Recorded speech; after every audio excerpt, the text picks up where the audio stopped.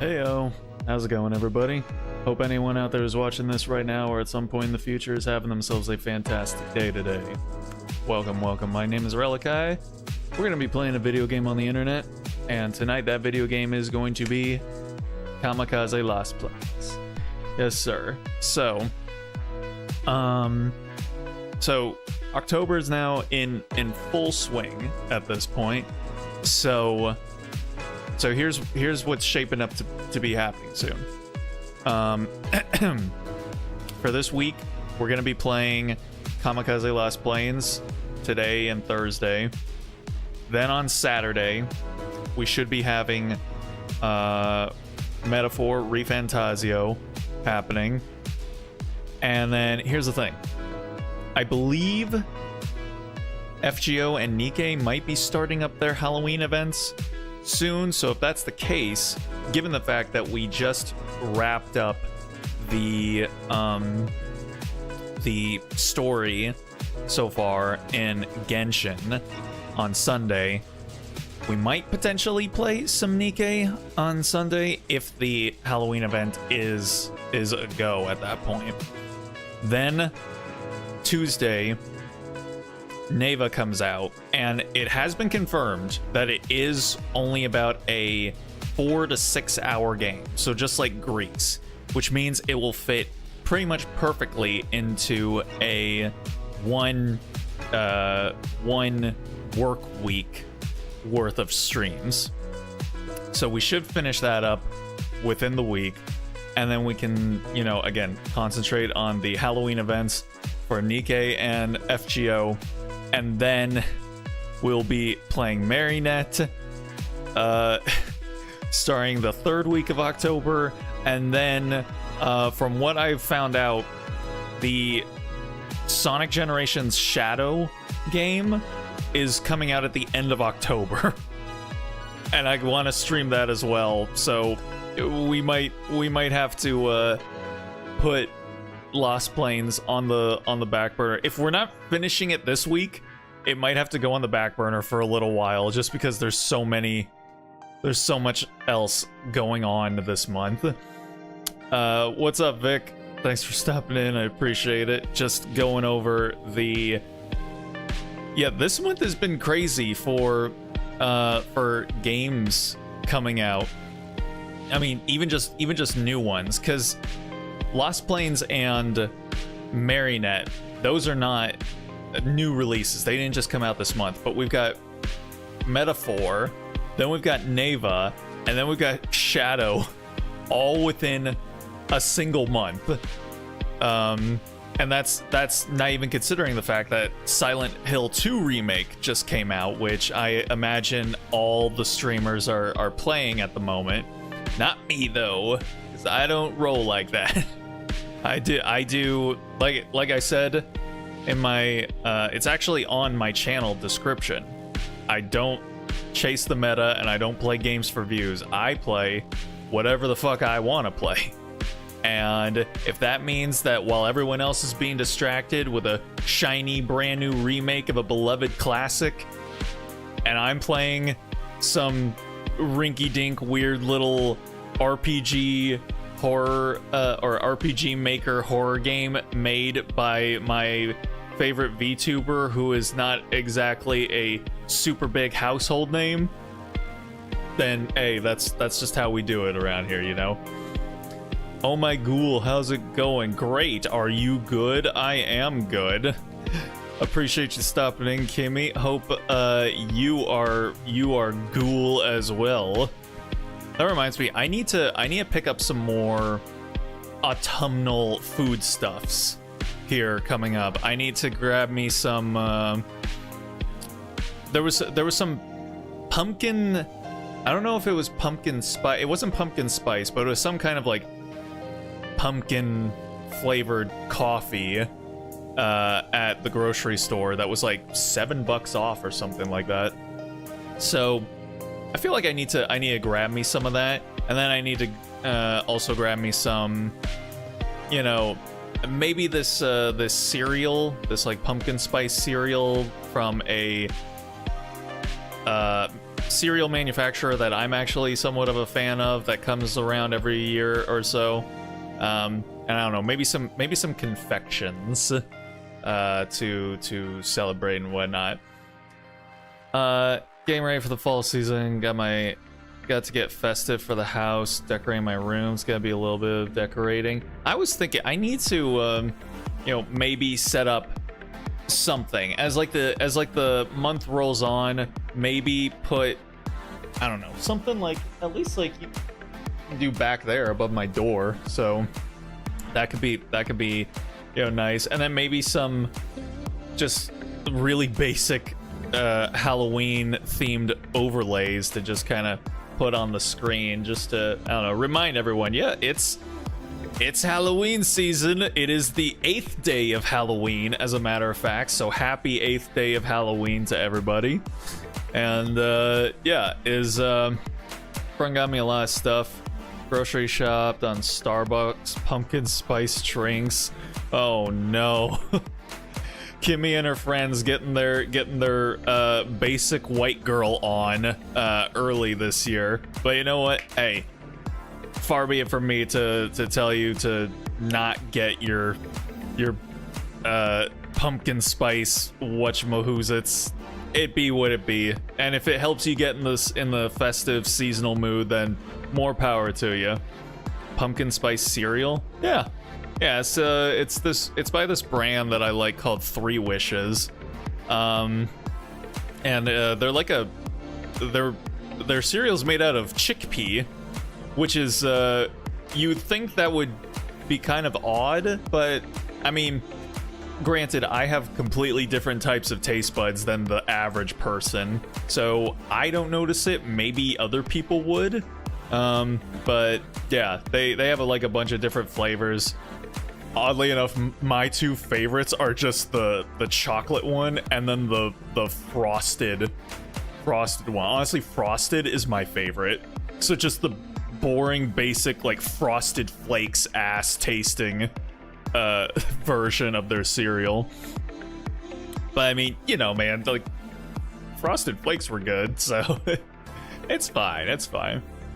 Never had pumpkin spice cereal, that's why I'm asking. Yeah, dude, there's pumpkin spice everything now. It is the meta. If you want to sell your product, just make it pumpkin spice and then sell it around September, October, November, and people will gobble it up. My friend's mom. Wait, whoa. That's a few degrees of separation. My friend's mom's niece. So your friend's cousin. Okay then.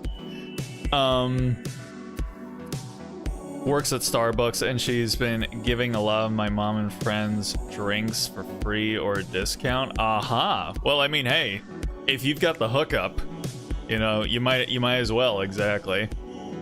Duly noted. Indeed. Like, honestly, like go into the grocery store next time you're in there, and just you'll see just how many pumpkin spice products there are. It could be anything from cereal to protein bars to nog. I guess there's pumpkin spice nog, which I didn't realize that was a thing, because yeah, you know, there's eggnog around the Christmas time, but I did not know that there was pumpkin nog. So yeah, how about that? How do you say howdy? Howdy there, Missy. Hope you're doing well tonight. Alice Water Tribe. Konnichiwa. That is an interesting way to say howdy, that is. How's it going, Miami? Hope y'all are doing well tonight. We were just talking about our basic bitch tendencies and our pumpkin spice. Getting our pumpkin spice on this season. Yeah, I'm gonna be grabbing me some pumpkin type coffee. You know, I'm going into the office tomorrow, and they do have there's like this year-old pumpkin spice Starbucks coffee. They're the K cups, because every office can only have K-cups. Again, they've been there for a year. I might give it a try. I remember distinctly not liking them when I tried them last year. That's why I didn't drink them anymore after that. But hey, maybe after a year, maybe my taste buds have matured and become more refined. So we'll see. We'll see. What's with the country accent? No particular reason not to, is there? Eggnog is my jam. Never had it in a long time. Last year I had it, and it's still as delicious as it is. I remember the first time I had eggnog, I was really thrown off by it because to me, it tasted like melted Jawbreakers. I don't know if that's just because I was drinking a store-bought brand of eggnog. I'm sure homemade eggnog is an entirely different beast, but yeah, to me, because of that, whenever I think of eggnog, I just think of the taste of Jawbreakers. No cutting corners bullshit on the ingredients either. I think the store-bought brand stuff might be cutting a few corners. Granted, though, since I'm vegan, I kind of have to, get either the store-bought stuff or make my own. Which, I mean, I guess is no different than anyone else, so, it be what it be. Last week, my grandma picked up some pumpkin bread. Ooh, pumpkin bread. And some more pumpkin bread. Just, Kimmy is drowning in pumpkin bread, evidently. Hey, you know what? You make it work. Not to toot my own horn, made some horchata and some tostadas for dinner last night. Hey, very nice. Good stuff. I don't know if I've ever had horchata, but I hear it is quite good. So hopefully yours came out well. Melted Jawbreakers, eggnog is freaking good. Vic just acknowledged my statement and then just immediately pivoted back to, God damn, eggnog's so good. It's like, I'm just gonna ignore what you said and go back to simping over eggnog. And hey, it's perfectly fine. I like eggnog, even if it tastes like melted Jawbreakers to me, Jawbreakers are tasty. So, yeah. But I would like to try and find myself a nice quality, again, store-bought one this year, and maybe get some spices in there to just literally spice it up, might possibly had Jawbreakers. Eggnog, anime girl, simping, let's go. I mean, hey, there's probably eggnog waifu out there somewhere. All right, let me go ahead, get the game going, and we shall get started here. And I pre-moved my camera over so that we could see the action. Alrighty, here we are. So, last time around, we've been spending non-stop time with our new friend, Hannah. We found out her name is Hannah, and she was the first lost plane, and we got dispatched to go to Azuria, which is originally the place we were supposed to go with Alba before Alba had a change of plans, and we ended up going to her hometown. So now we went to Azuria, and the Empire was there, and Walter is quite convinced that something wrong is going on in the town, but I'm sure he's just worrying about nothing. Ain't no shot that anything diabolical or sinister or untoward has happened to a single person living there, and it's definitely not all ours and Alba's fault for going to her hometown and leaving Azuria to fend for itself with its ass hanging out of its pants. Definitely not. Speaking of Jawbreakers, remember watching Edda and Eddie? Last week I went to a candy store, saw my first Jawbreaker, got disappointed. You always imagine the cartoon foods look exactly like real life, but they were small. So here's the thing. Jawbreakers come in lots of different sizes.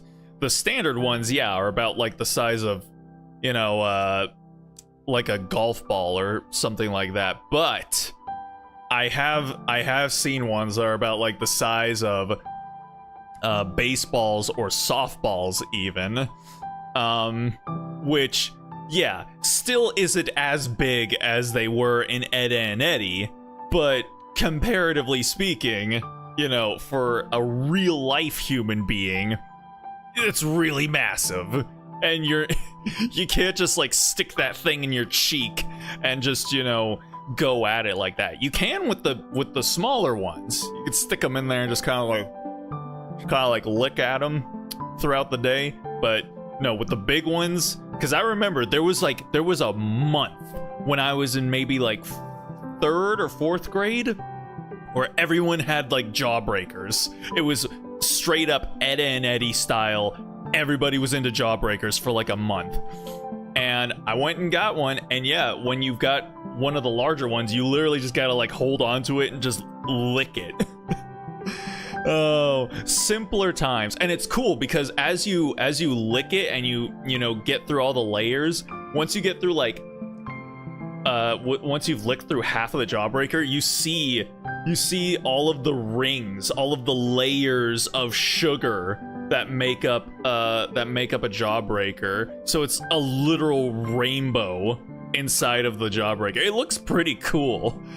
But yeah, so I'll admit I was slightly disappointed too that they weren't these big honking boulders like in Edda and Eddie, but you know, it's fine. It's fun.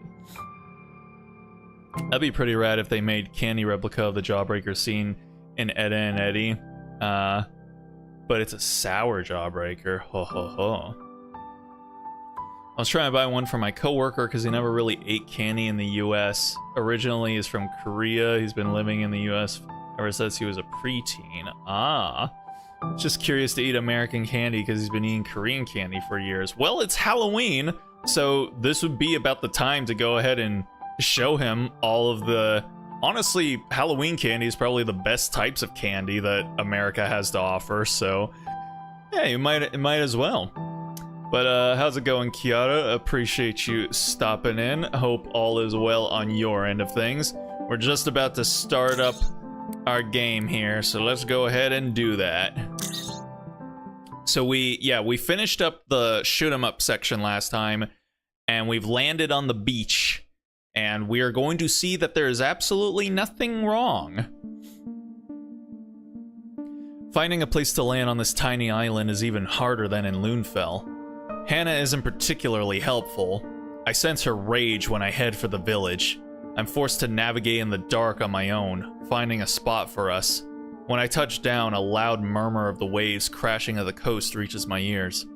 The enemy hulls have already disappeared in the black ocean depths, and looking at the water, I don't see them on the surface. The village's lights are blinding in contrast to the darkness around.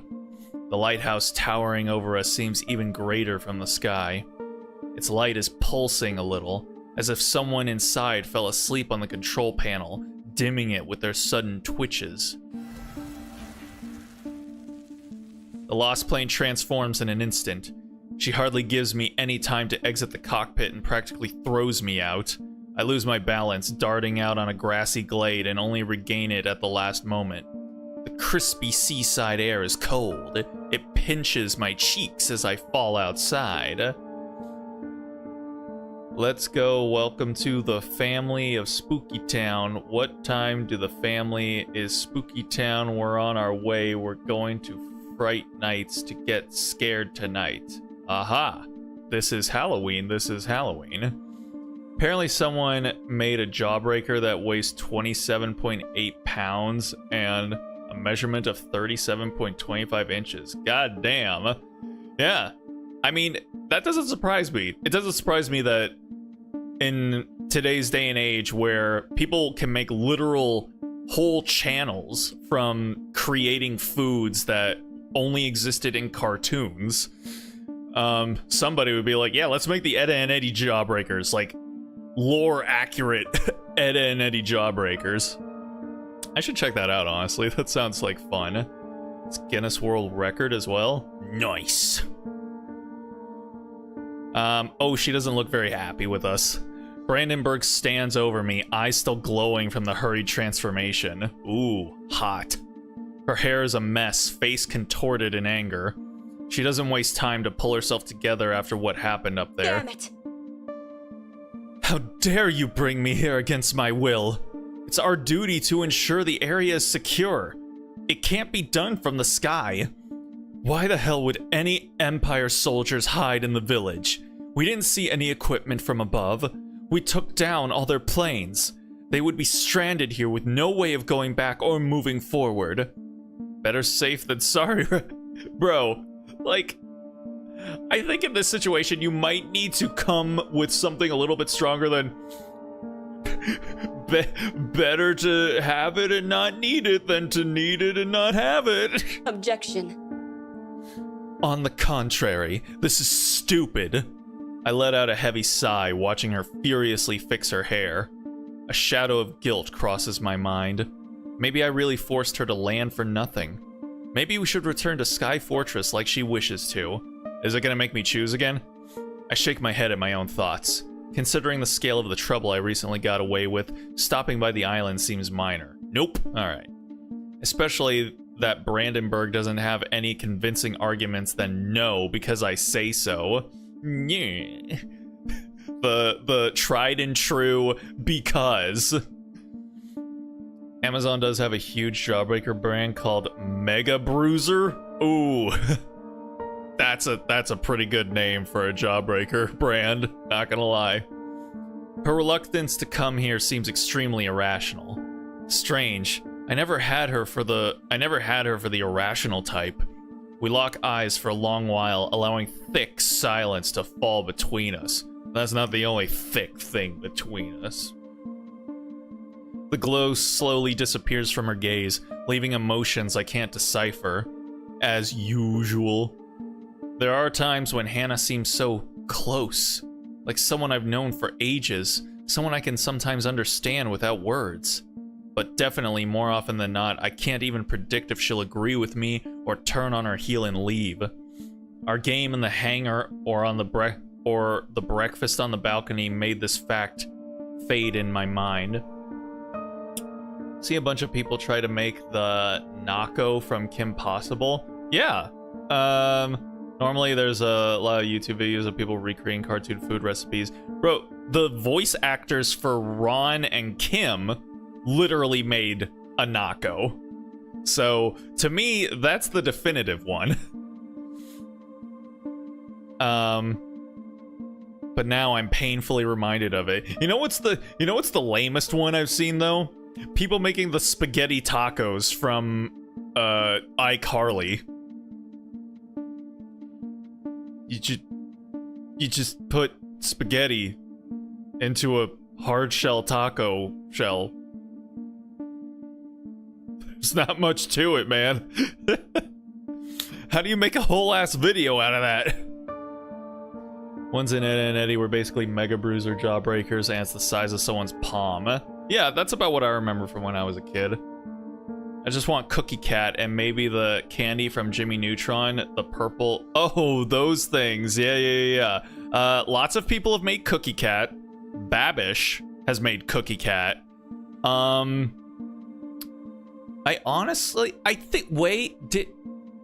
think I tried looking up if someone had made the Jimmy Neutron candy.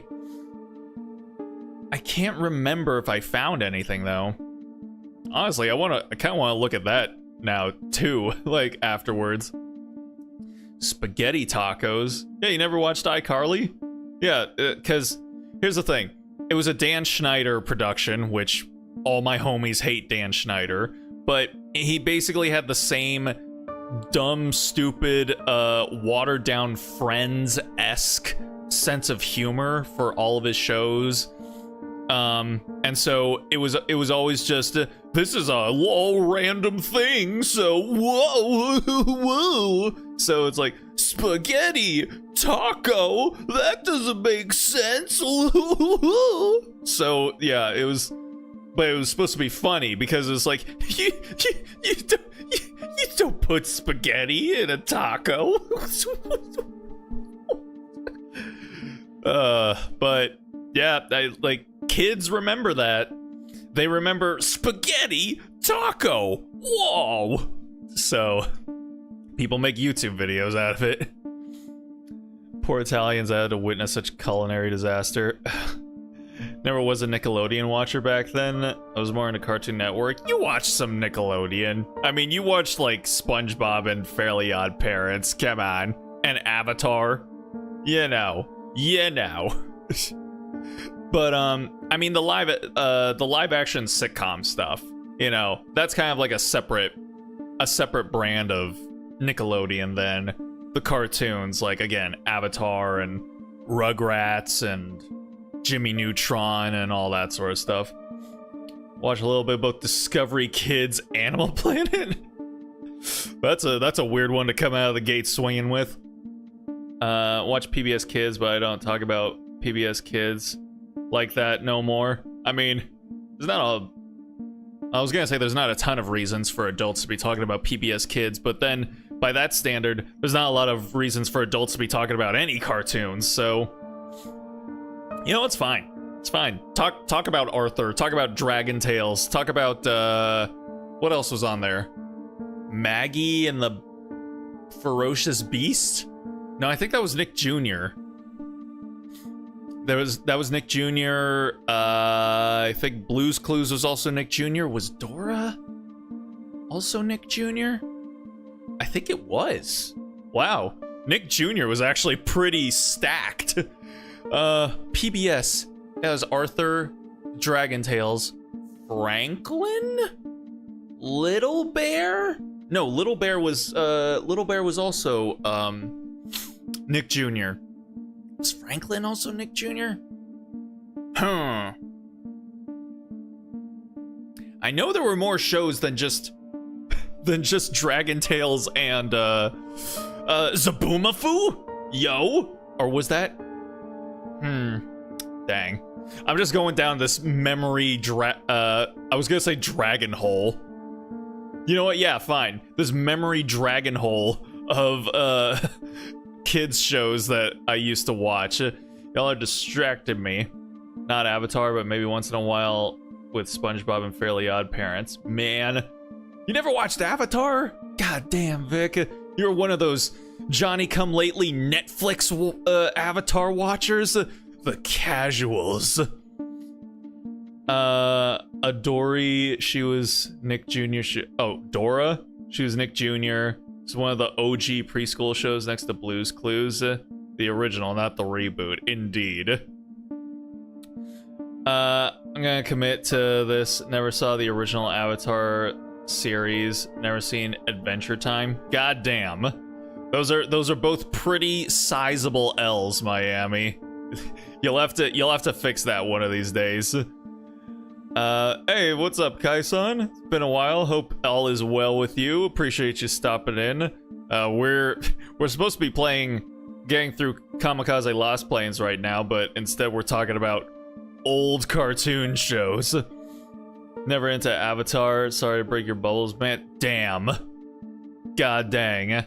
I can't believe this cringe that I'm hearing, that I'm witnessing on my screen, in my chat. You come into my house and you just wipe your muddy boots all over my couch. I thought I knew you, Vic. It's fine. It's fine, I guess. Something, I don't know. Not seen the original Powerpuff Girls or regular show. Those are also two big L's. Miami, your L's are stacking up, and you're eventually gonna have to get one of the long Tetris pieces in order to clear them off the board. I gotta get through this here. Gotta get through this. Wipe my boots though. You son of a bitch. My attempts to use another argument were in vain, so I returned to the truth. The truth I used up there in the heat of the battle. You're right. I don't think Empire soldiers are hiding in the village, but I want to make sure the villagers are okay. I bet. This is your problem, Walter. What is? You care too damn much. Wait, you're the one who told me to do the right thing, even if it's against the rules. You told me to listen to my gut. And now that I'm listening, you're angry at me?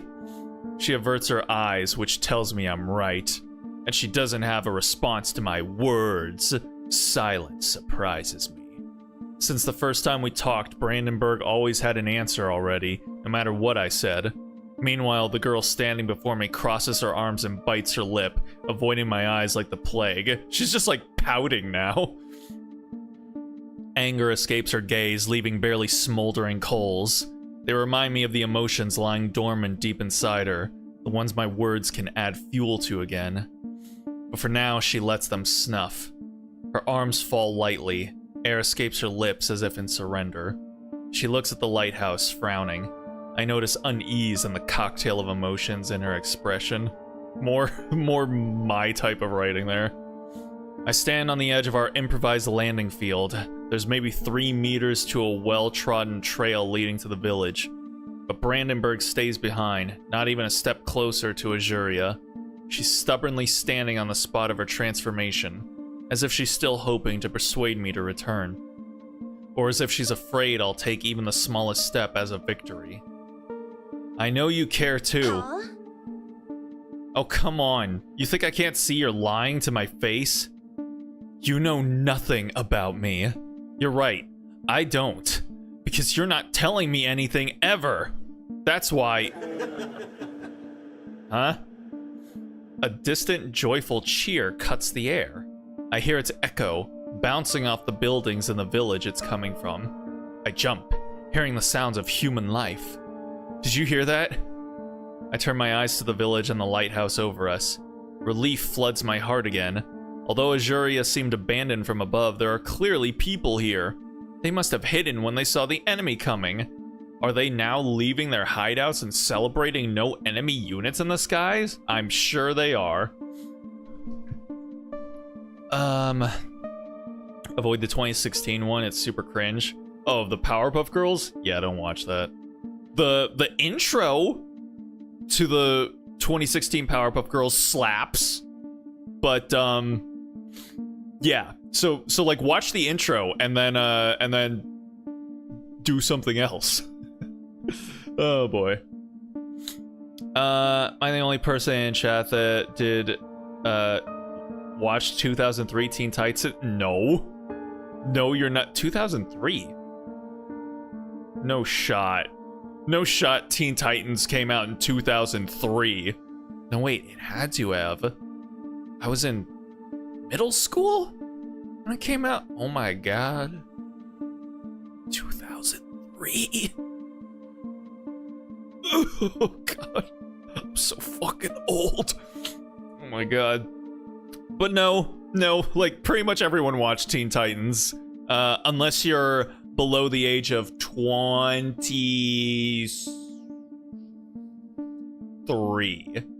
Then you grew up on Teen Titans Go.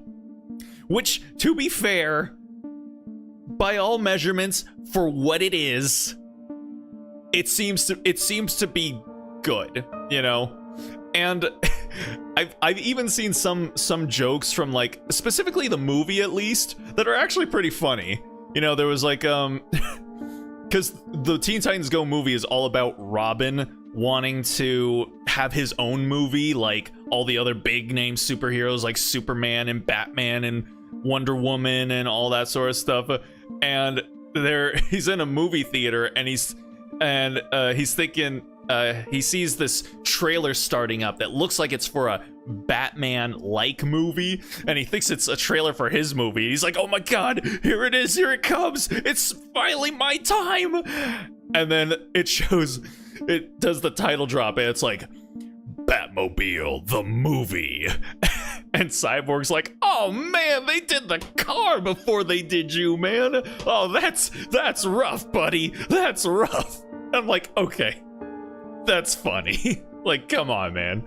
So, like, if you can let go of that feeling, of that resentment of knowing that Teen Titans Go took away more normal Teen Titans being able to be made, it seems like it's actually pretty funny. So, yeah.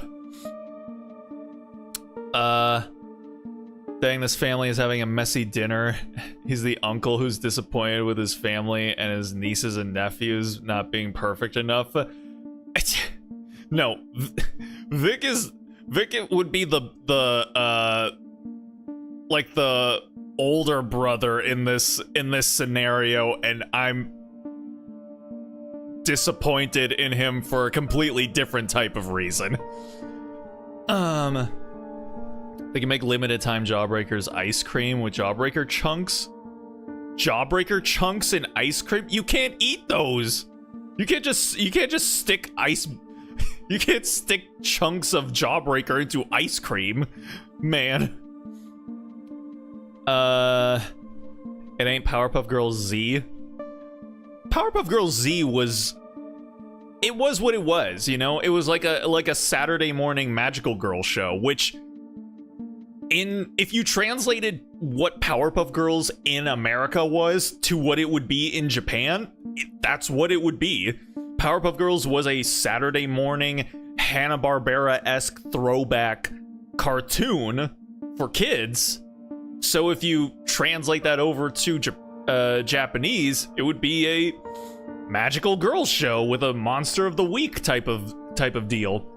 I remember all of us were super pissy about it back when it first came out, but you know, I was like 17 or something at that time, so you know, I was still pretty cringe back then.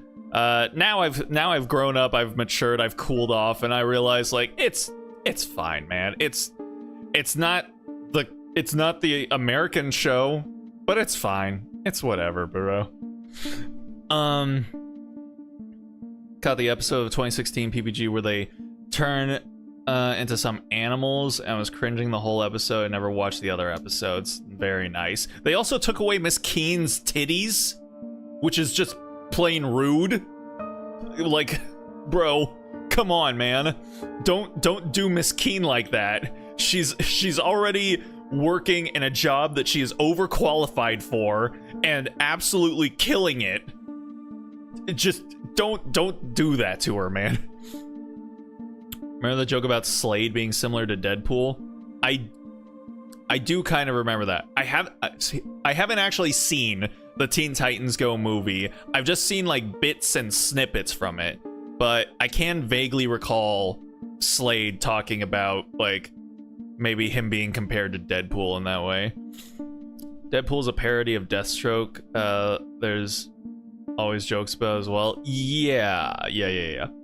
PPGZ's style was kind of cute, I admit. I remember the engagement of it. Yeah. We were all pretty cringe about it, but it's fine. Still cringe. I think it was either 19 and was just starting to get along with the RRN crew. Yeah.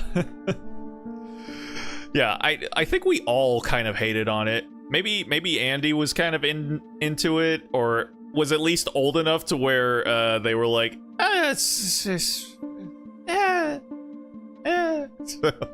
which is kind of what I feel towards it now. So yeah. I strain my eyes, trying to notice anyone between the buildings. The village lies a little higher than our landing field. I can't see anything from here. What? Hear what? The girl's question distracts me from my attempts to find the residence. When I turn to her, I see she's eyeing the distant buildings too. The lost plane is standing a little farther than me. She must have missed it. Her gaze is empty, eyes now wide like she doesn't want to miss even the tiniest detail. Like she's looking closely for traces of life in the village she didn't want to visit too. Her lips are raw from all the nervous biting. I see that her arms, still crossed on her chest, squeeze her shoulders. Like she's trying to hug herself. I heard people. What? We have to tell them it's safe now, and make sure they're okay. We wasted enough time on this pointless discussion. I turn away, heading toward a solid sandy path. It winds up and changes into stone stairs after a few meters, leading to Azuria high above. Ooh, new backgrounds. Very nice. Everything's so electric here. You guys are like electric dynamite. I tilt my head, tracking the road disappearing between small buildings. The lighthouse immediately overtakes my vision. The massive construction rises above everything around it. It reminds me of a cathedral towering over the world, majestic and large. See, I think what they meant here was massive construct.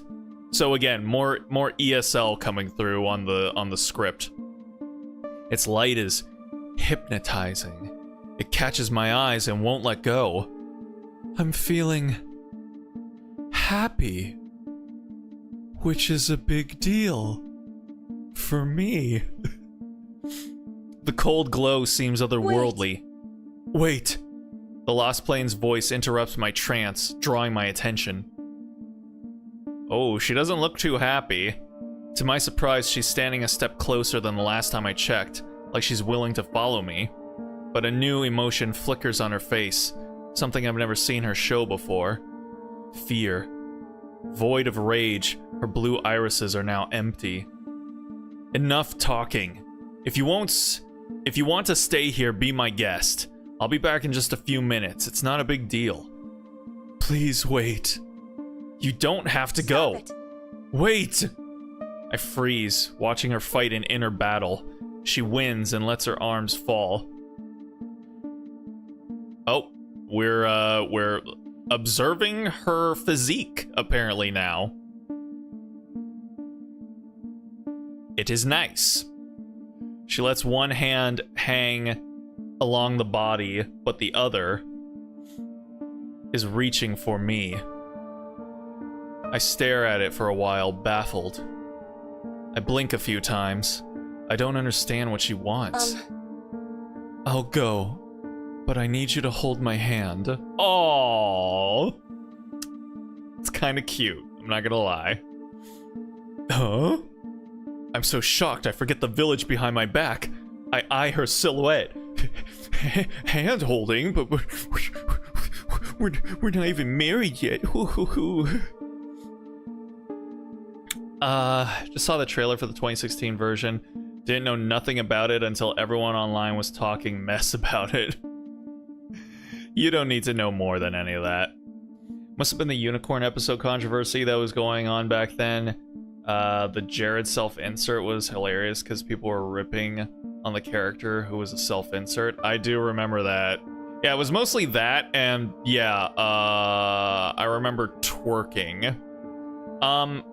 Wasn't the unicorn episode one where they tried to include a trans narrative, but they were apparently not good enough writers to be able to do it, like, well, so it just came across really poorly?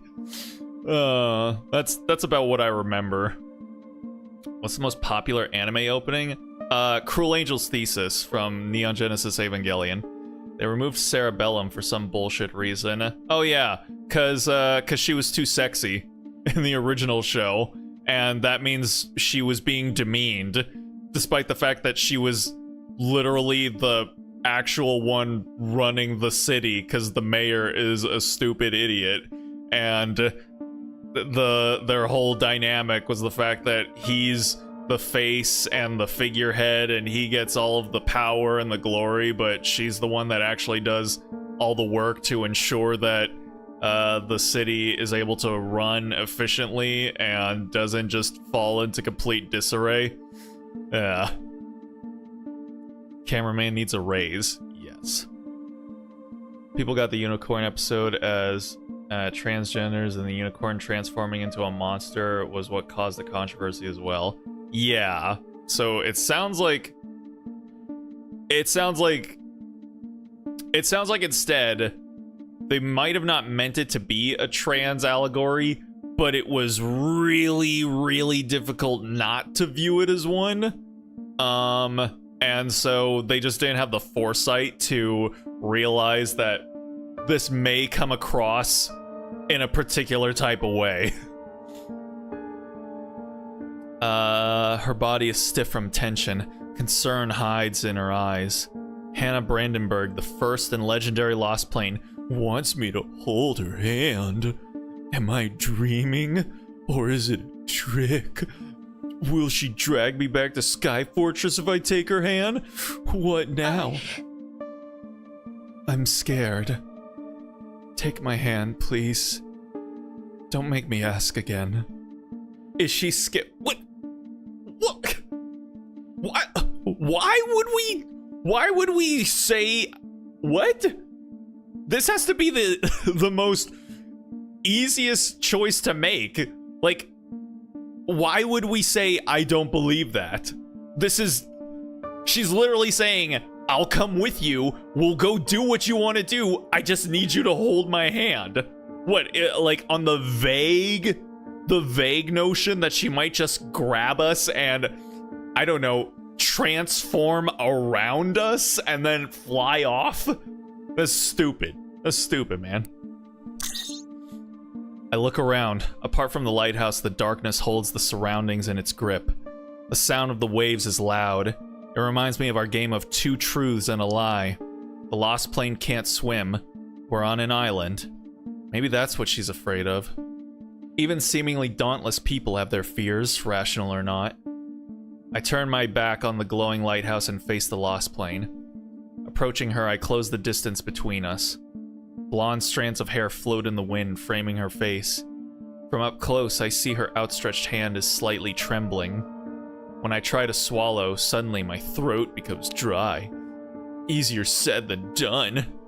With hesitation, I lift my hand and take hers, delicately, unsure, until the very end of Hannah is telling the truth. If it's not a trick.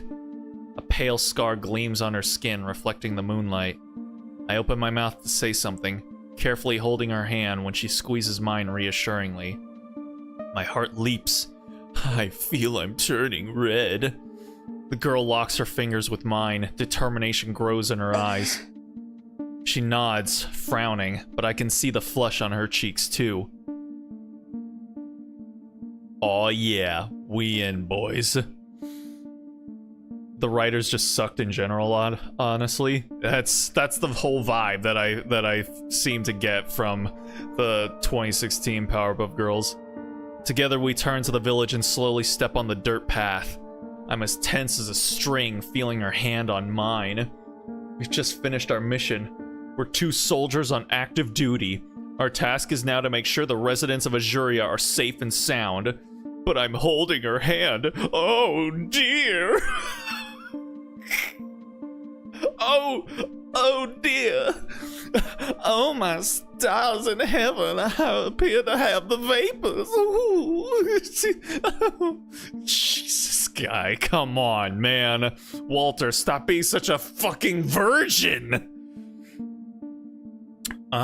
Season 5 of 6 of the old PPG was alright in some parts, but they made the mayor into the most obnoxious character when he was usually in a higher degree. I mean, maybe, I don't know. I feel like maybe they made him more obnoxious, but those obnoxious traits were always there. Maybe they were just cranked down a little bit, but yeah, I mean, he was still always kind of aggravating. This is also when Craig and Lauren left the show to do other projects. Yeah, which was probably around, like, what, Foster's, I'm assuming? And then, like, Wander Over Yonder and whatnot. Style was similar to the movie, but the quality was going down. Yeah, there were still some good ones back then.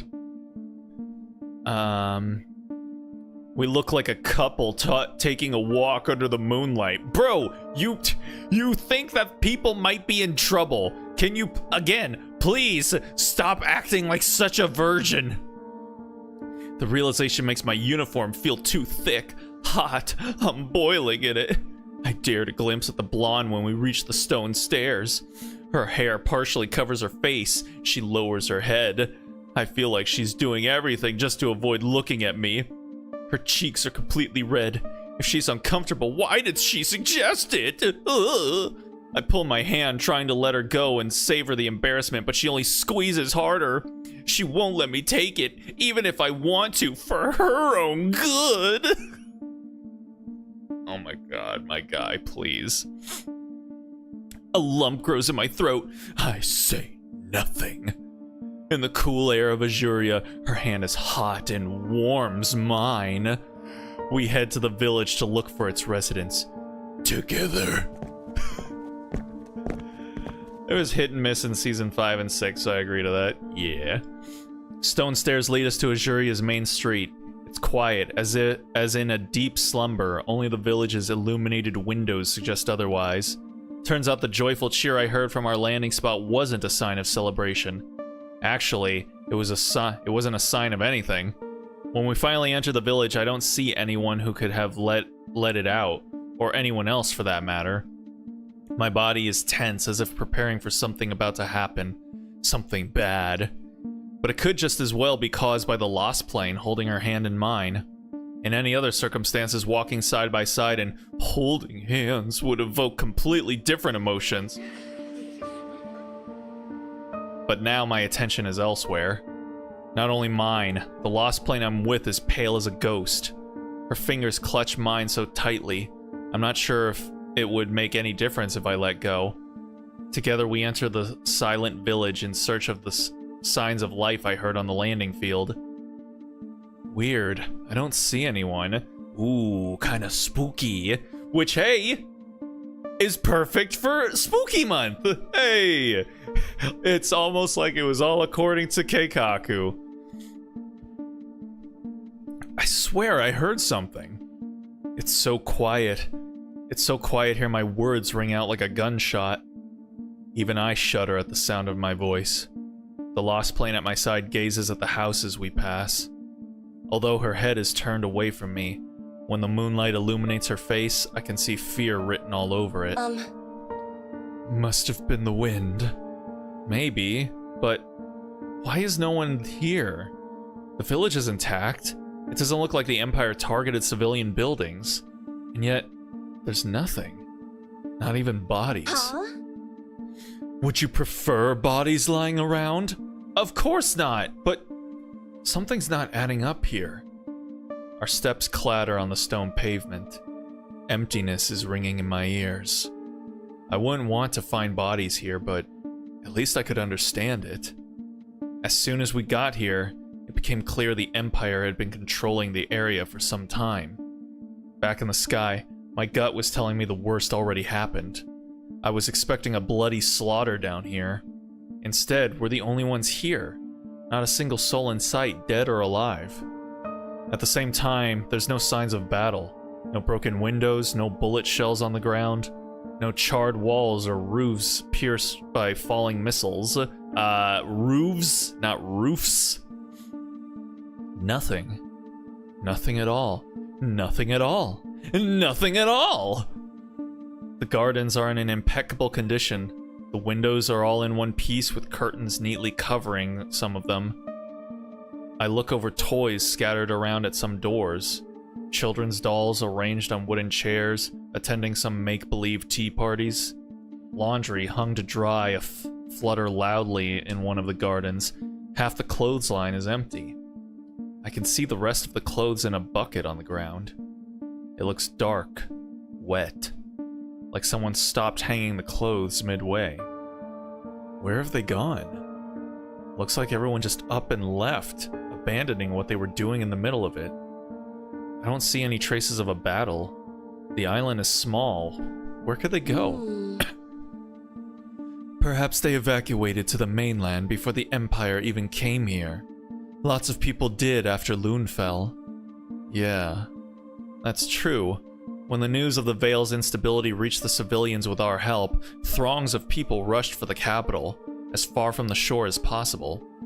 The explanation sounds comforting, but it doesn't reassure me at all. Maybe it's the lump in my throat. It's been there since we landed. Maybe the foul feeling in the back of my mind, telling me something's not right here. I look around when we pass more houses. The possessions scattered on the street seem abandoned abruptly in one moment. If the evacuation was planned in advance, they would surely have time to take them. The air seems charged, like a moment before the storm, carrying the smell of ozone, and you can feel it coming. But the sky above our heads is clear. No dark clouds in sight. The only flashes tearing the firmament are coming from the top of the lighthouse we're slowly approaching. I glance over its silhouette. The closer we are, the more massive it seems. I like the useless gear that's just been haphazardly taped to its front. Good stuff. Oh! Its light seems to call me, luring, enticing to come closer, promising safety and comfort as I get there. My eyes are transfixed, and for a split second, I forget the world around me. Hey! Brandenburg squeezes my hand, pulling me back to reality. I see her alarmed gaze on me when I turn my eyes from the lighthouse. Something has changed in her face since we entered the village. Concern doesn't convey her facial expression. The girl's eyes are wide open. Her chest rises and falls rapidly. The unsettling atmosphere of this place is getting to me, but Hannah seems frightened. She's never been one of the chatty crowd, but since we came to Azuria, it's like her already small vocabulary was cut in half. Look at these things. If people were evacuating to the capital according to a plan, they would surely have taken some of it at least. Maybe they didn't have time to take everything, or maybe they panicked. Fear does strange things to people. I'm not so sure. In Lünfeld, not even facing a direct threat could persuade some of its residents to evacuate. It seems unlikely to me that everyone in Azuria would abandon their homes and escape in such a hurry. I think the Empire could be behind this. What? The Empire? What do you think they did? Didn't invite them to a tea party, that's for sure. They got rid of them somehow. Why would the Empire murder innocent villagers? Why are they attacking our territory? Clearly they don't need a good reason to murder our people. The girl frowns in response to my words. She's silent for a while, mulling them over like they're hard to swallow. It seems obvious to me. The Empire attacked both Lünfeld and apparently Azuria. Maybe they would have done the same to Lünfeld if not for the coincidence that I was there with Alba. Would Lünfeld be deserted now? I don't think the Empire would murder an entire village without a reason. There's a human face under every beast's mask. They must have an angle, orders to follow, objectives to achieve. That is just factually untrue. Alright? Even if sometimes there are beasts underneath human masks. You know, Hannah, it's unfortunately, sometimes some people are just awful. And you just kind of have to accept that. There's no greater meaning. There's no tragic backstory. They just suck. So, oh yeah, and orders to follow. Yeah, no, that's the classic villain's first out. It's just I was just following orders, man. Perhaps they didn't murder them. Maybe they displaced them. That is called genocide. After all, there are no bodies. Right. Unless they threw them into the ocean. But why would they? Why hide it? How would I know? I'd say they're not dead. Just somewhere else. But where? I strain my eyes, trying to spot any hints in the darkness. Are there hideouts here? A bunker they could hide in when they saw the Empire units on the horizon? The street is bathed in the pale blue glow coming from the windows. But since there are no hints outside, they must be inside. The lights are on in every house. I think. Whether they fled in terror or were captured, no wonder they forgot to turn them off. That's true, but statistically, What are the chances everyone was at home with the lights on when it happened? What do you mean? Usually in a town or a village, some people spend time outside, at work or dinner. Why are all the lights on? It's too much. You're overthinking it, Walter. Am I? I stop by one of the houses. A pale glow seeps through a crack in the doorway. There's a bucket of water on the porch, dead fish floating on the surface. Large pots of flowers hang under the windows. This place makes their blooming buds remind me of a funeral bunch decorating gray tombstones. I don't see anything unusual through the window. An empty kitchen, a pot still on a cold stove. But maybe I'll find more answers inside. Oh dear. As if in response to my intuition, a quiet voice comes from the building. If I freeze mid-stride to the door. Hear that? Huh? Hear what? There's someone inside. Damn it.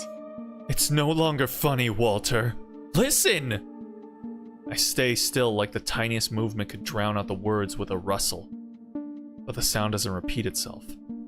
I swear it came from behind the door. I heard it so clearly I could almost make out the words. Is someone toying with us? I don't hear a thing. No, I'm sure there's someone inside. It can't have been the wind. You're scaring me. Whoever it is, they're gonna answer some questions. When I head to the door of the house, the Lassplanes' iron grip keeps me in place. I turn around surprised. For a moment, I'm afraid she's noticed something, or something happened. But the girl is standing in the middle of the street, giving me a frightened look. Her eyes are as big as saucers, body so tense it's like a wax statue, perfectly still. She doesn't move by an inch. Her hand grips mine like a vice, not letting me move. Wait. Don't do it. Don't go there. Why not? Her eyes move from me to the empty windows. I've never seen her like this before. The wind lifts the strand of her hair, partially covering her face. Her breath is heavy. Hesitation flickers in her gaze, but she's not letting go of my hand. On the contrary, she's clenching my fingers. We don't know what the Empire did to these people. To this place. I heard a voice, Hannah. I'm sure of it. How do you know it was a local and not the enemy? Are you suggesting the Empire could have laid a trap? It's just... something seems off. The streets are empty. We should check at least one house. Better to investigate the rest of the village. Maybe we can find something there. I'm not sure. What if it's someone who needs our help? I can go by myself if you don't want to. Wait. Don't. Stay here. I frown, noticing a sudden desperation in her eyes. Her grip on my hand gets stronger as soon as I move away, even for a moment. Okay, that is pretty creepy. When the deceitful wail of the wind stops, quiet words from inside the house reach my ears again. A trap? I don't see anything like it through the window. Only an empty room. Hannah is visibly afraid. She doesn't want to go inside. But she doesn't need to come with me. I'll only open the door and take a quick look inside. I've got a feeling that a choice is coming up. And I don't know which one I want to do. I'll be fine. Stop it. Don't do it. Stay here. As if she were reading my mind, as soon as I consider letting her hand go, the girl raises her voice sharply. Her face is contorted like a theatrical mask, and yet desperation rings in her voice. Is she really so scared she won't survive a few seconds apart? I'll just open the door and be back right away. Ooh. Oh, I really don't know what to do here, actually. I want to know what it is. I want to know what it is, and, like, I want to know what's up with her. Why is she acting like this? It's clearly something related to what's happening inside the house. Like, Okay, obviously we're saving here. But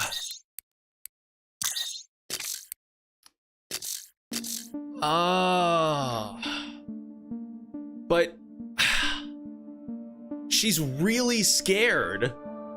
I don't want to I don't want to upset her, but like I really want to know what's in the house, man. What's in the house?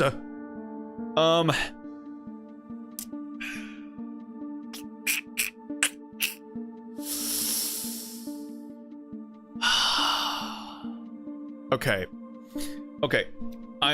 I'm trying to play this this playthrough as if choosing what is closest to what I would actually choose, like my instincts, my first instinct, not necessarily what I would do in real life, because I'll be honest, if I was in the military, yeah, disobeying orders just like that, like, probably would not come as easily to me as it is me just sitting in my room playing a game on my computer.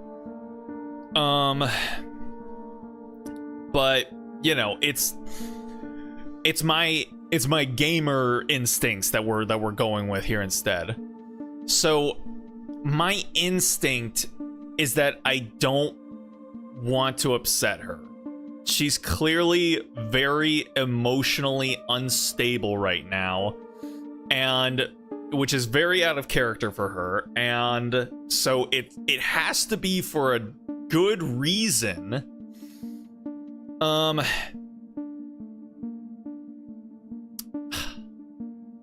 again, I don't know what the actual scale of what, you know, because the game says I'll just be a second, but in a game like this, a second could potentially be, I don't know, a full minute, or, you know, 5 minutes or something like that. But I am really curious. But okay, no, we're going with my true north, which is just what is my gut instinct, and my gut instinct is I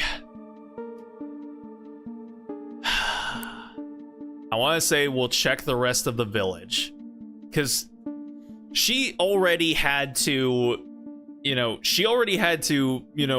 have a breakthrough just to get up here. This appears to be a line that she just will not allow herself to cross right now. So, yeah, all right. Fine, we'll check the rest of the village.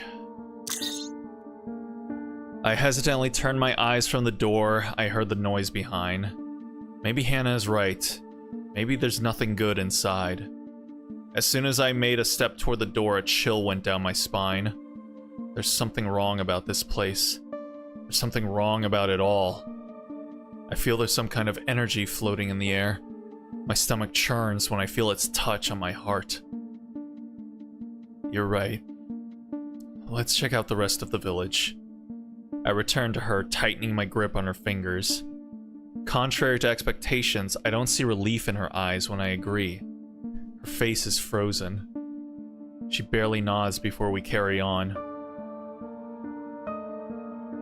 The lighthouse in the village center flickers and lures us toward it. Its glow is the only constant, indicating the presence of life in this abandoned place. Even if the constant is illusory, and an automated system is responsible for it, not a man. We pass more houses, seemingly abandoned by their owners in one moment. I notice a birdhouse near one of them. Although it's full of seeds, there's no winged animal to use it in the area. The wind carries someone's whisper to my ear. I shudder, looking around. The light doesn't reach the alleyways between the houses. The darkness in them is black and thick. My eyes can't penetrate it. When I'm trying to, searching for a movement, I can swear the darkness is staring back at me. You're right. Something is very off about this place. Or I'm starting to lose my mind. Aww. I'd rather you didn't. Sometimes I think I can hear someone. Don't you? She pushes her lips into a thin line and firmly shakes her head. Even so, her gaze remains alert. She's probing the area which, although abandoned, doesn't seem empty. You know? We should head back. I don't like this place. It's a bloody ghost town. Ghosts aren't real, Hannah. Don't tell me you're scared of them. Gripping my hand stronger, she looks away to focus on the massive lighthouse. Her next words are so quiet, I nearly miss them. If they're not real, why do I feel like they're staring back at me? I follow her eyes. I don't see anyone who could watch us in the windows. The lighthouse towers over us when we reach its base. On the top, light glitters against the black sky. My stomach churns when I look up at it. It's drowning my eyes into like a moth is drawn to the flame. Don't lighthouses have basements? Probably. Why? Don't you think the residents could have hidden there? It looks like the safest place to me. Huh? An entire village hidden in one basement? I doubt it. Although she's clearly reluctant, I drag her toward the closed door to the building. Hannah doesn't want to follow me, but she doesn't dare to let go of my hand. What is that? Something on the door. Her eyes are fixed on the top of the lighthouse, but mine are drawn to something standing out against the wooden door leading inside the construction. The construct, guys, please. She's actively resisting when I pull her to the entrance to take a look. It looks like a circle with wide rays entangling it. Weird. I've never seen anything like that before. I reach out to trace the carved symbol with my fingertip. I feel a spark jump from the door to my hand when I touch it. Let's get out of here, Walter. I've had enough. Feeling the girl pull my hand toward the landing field, I do the same in the opposite direction. We reach the lighthouse. There's a strange sign on the door. I'm not going to turn back now. I need to know what's inside. We have to check what's inside. Nope. No, we don't. As I said, we should move. No. Since the planes I shot down sank in the darkness of the ocean, I can't shake off a feeling that Hannah knows more about this place than she admits. Her reluctance to come here seems irrational. She didn't want to go inside that house, even though it wouldn't hurt to check it. She says she's afraid of ghosts? The dark? This place? And what happened to the locals? Does she know but won't tell me?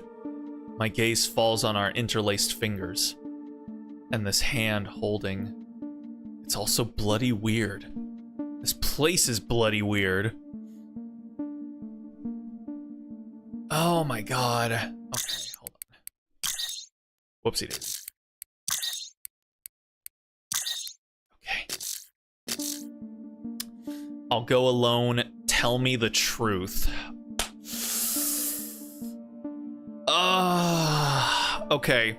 Okay, well, either one of these is going to upset her, so we can't avoid that in this situation, I guess.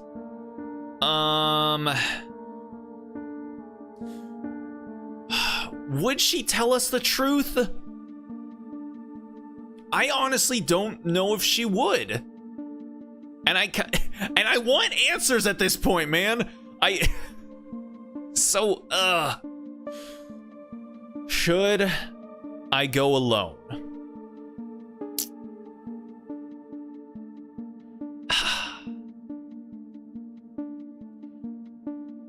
Okay. I'm gonna give her a chance. I'm gonna give her a chance to be straight with me, to tell me the truth. I'm going to put my trust in her that she will, you know, she's not gonna just continue to be weird. She's gonna level with me here, because obviously something weird's going on. So just level with me here, girl. What is happening? Stop it. Stop it now. Stop what? Stop lying to me. I can see you. I can see you are... Wait, what? I I can see you are. From the very beginning. Since I wanted to land in Azuria when we were up in the sky. You're lying to me every step of the way. Even this. I abruptly raise our intertwined hands in the air. Her fingers grip mine tighter, fearing I'd pull away. Even this is probably a lie. A story you made up to ensure I won't leave your side. What are you afraid of, Hannah? The sea? The dark? Ghosts? Whatever is in this lighthouse? I'm not lying to you. Stop. I'm not lying to you. I'm just trying to protect you. She's trying to protect me. Boiling anger warms me up from the inside. I accepted her as she was. I accepted her secrecy, vague answers, and meaningful glances. I even accepted the fact that she didn't want to tell me her name. But this crosses the line. I'm not going to pretend I don't see anything. Does she think I'm an idiot? She's barely speaking since we came to this village. She's just silently following me around when I'm trying to figure out what happened here. And she knows for sure. I feel it under my skin. Her fear may be real, but I don't think she's afraid of the dark. Or ghosts. I yank my hand away because her touch is starting to burn. If she isn't going to answer me, I'm not going to continue this charade. But I don't manage to free my fingers. Before I do, she grips them with both her hands. She's clutching my hand with all her might, her knuckles turning white. The grip tells me how strong she is under her unassuming appearance. Stop it! Just stop! Then tell me! I can't! Why not? She leans over, not letting me go. In the moonlight, her usually blue irises are like the gray, foggy morning the day it all began. The day the war broke out. So many emotions blend in her voice that I struggle to make out some of them. I hear desperation, the same that stains her eyes when she looks at me. I hear anger too, as intense as mine, as if she's bothered by it all as well. Somewhere, in between, her voice trembles from distress. But I see the hesitation on her face. I don't know what truth she's hiding, and if she's really doing it to protect me. But I'm not backing off. I've put up with her secrecy long enough. I deserve to know. What are you afraid of? What happened to the villagers? What did the Empire want from Azuria? What did they do here? What's inside the lighthouse? Each question is like a gunshot cutting the silence. Each leaves a mark on her face, but only the last one makes her turn her head toward the door. The hands gripping my fingers tremble slightly. The pale scar is visible on her perfect skin. It's not for you to know. Who says so? I'm serious, Walter. It's confidential for a reason. If they learn I showed you this, I don't know what's going to happen. I'm sure the world won't crumble down just because I learned something about this damn place. To you. Huh? I don't know what's going to happen to you. Desperation, anger, distress, sorrow. All these emotions tangle in the steel frames of the grave seriousness. Fear is still clouding her azure eyes with gray fog. Her fingers grip mine. I bite my cheek, my gaze moving to the symbol carved on the lighthouse door. Her words make me anxious. What could be inside? Is it related to what the Empire was doing here? It must be. Brandenburg knows something I don't. Maybe it's only for lost planes, not for pilots, no matter how great. I turn around, my eyes sweeping the wretched place. The wind scatters the laundry around and seeps into the alleyways between the abandoned houses. A steel vice grips my heart, impossible to ignore. There must be a reason she doesn't want to take me inside. But I couldn't keep on living knowing how close to the truth I was. Not after what I've seen here. Show me. She straightens slightly. I nearly see the calculations in her mind, painted all over her face. She's thinking, intensely hard.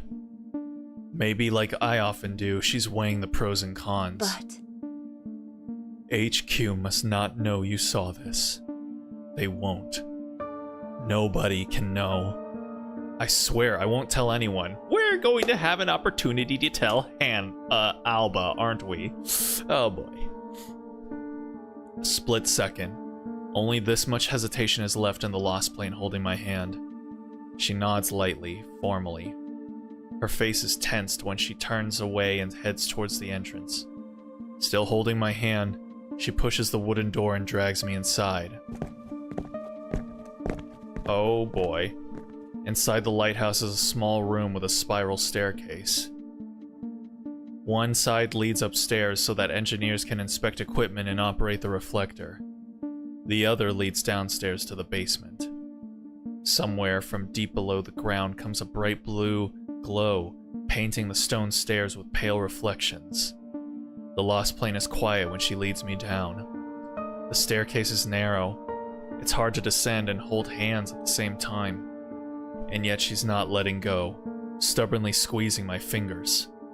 I hold my breath. With each step, we're going deeper underground. The basement can't be too deep. Maybe a few meters down, maybe a dozen or so at least. And yet I feel the air becoming thinner. As if the stairs didn't lead underground but to another world. I feel the thick atmosphere of this place stick to my lungs, squeeze my chest, force my heart to pump blood faster and faster.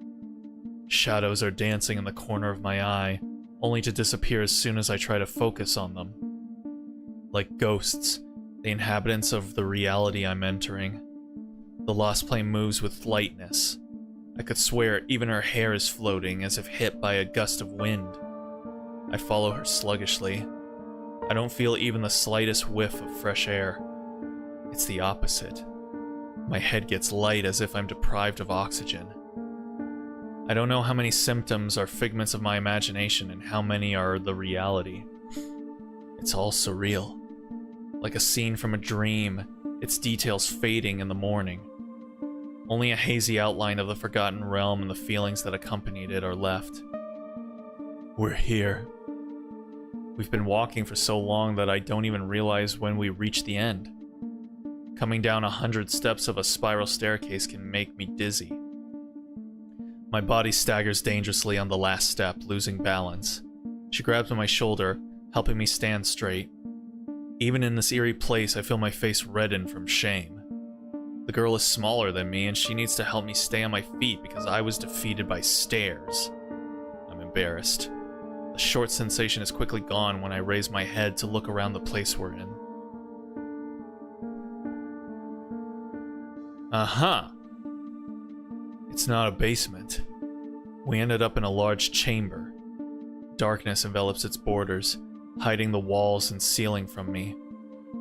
But the echo of our footsteps and the lost plane's voice bounce off their surface, giving away its size.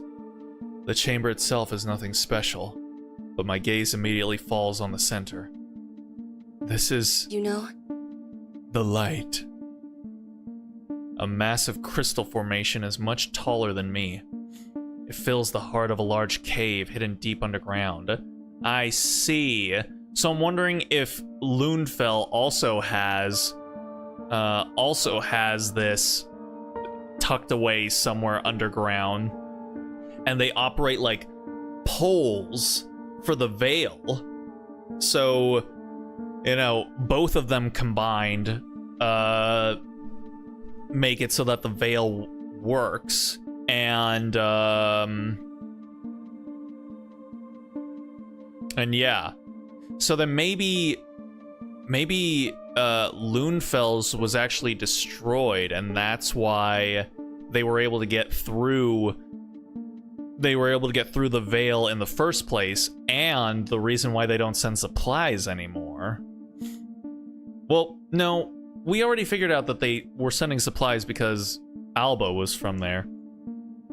Alright, well, I still think that there's probably one in Lundfell, and they operate like poles, because there's no way that they've only got one in this one place.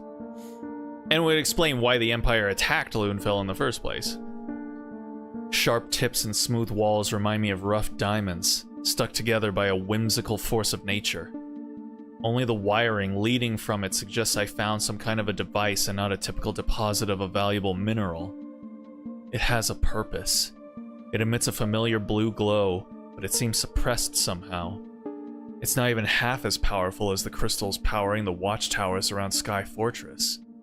The lost plane holding my hand loosens her grip like she forgot about me for a moment. Silence falls over us for a moment. Maybe she's letting me guess what exactly we're looking at. But what are we looking at?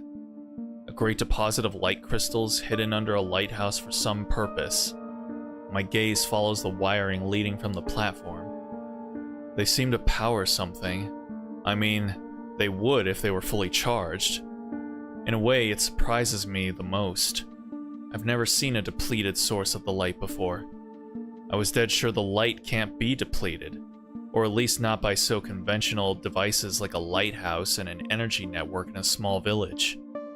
But it could explain the strange hue of the lights above, on the ground. Maybe this is what happens when the energy source is low on power.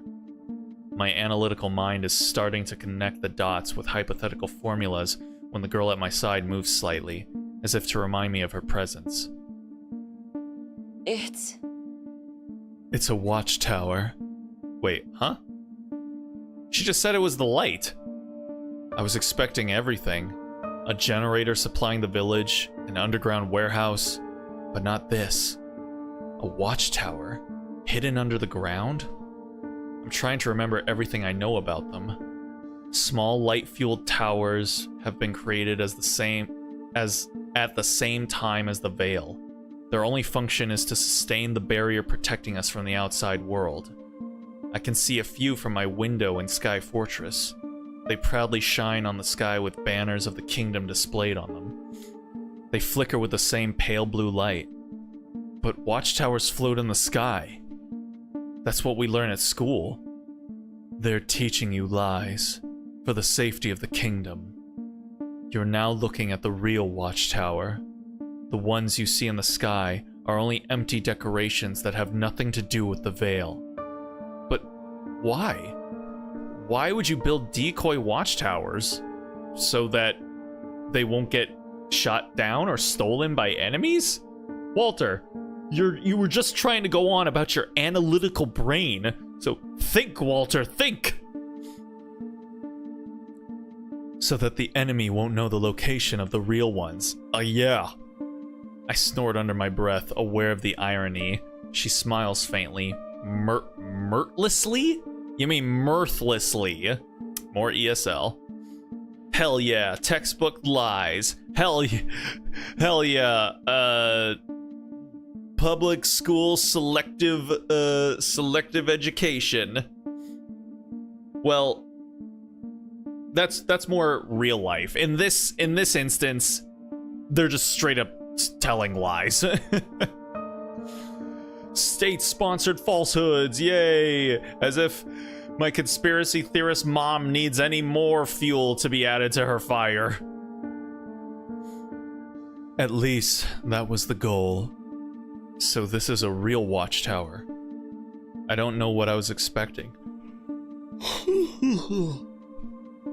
When my gaze sweeps over the barely active crystal, I'm surprised.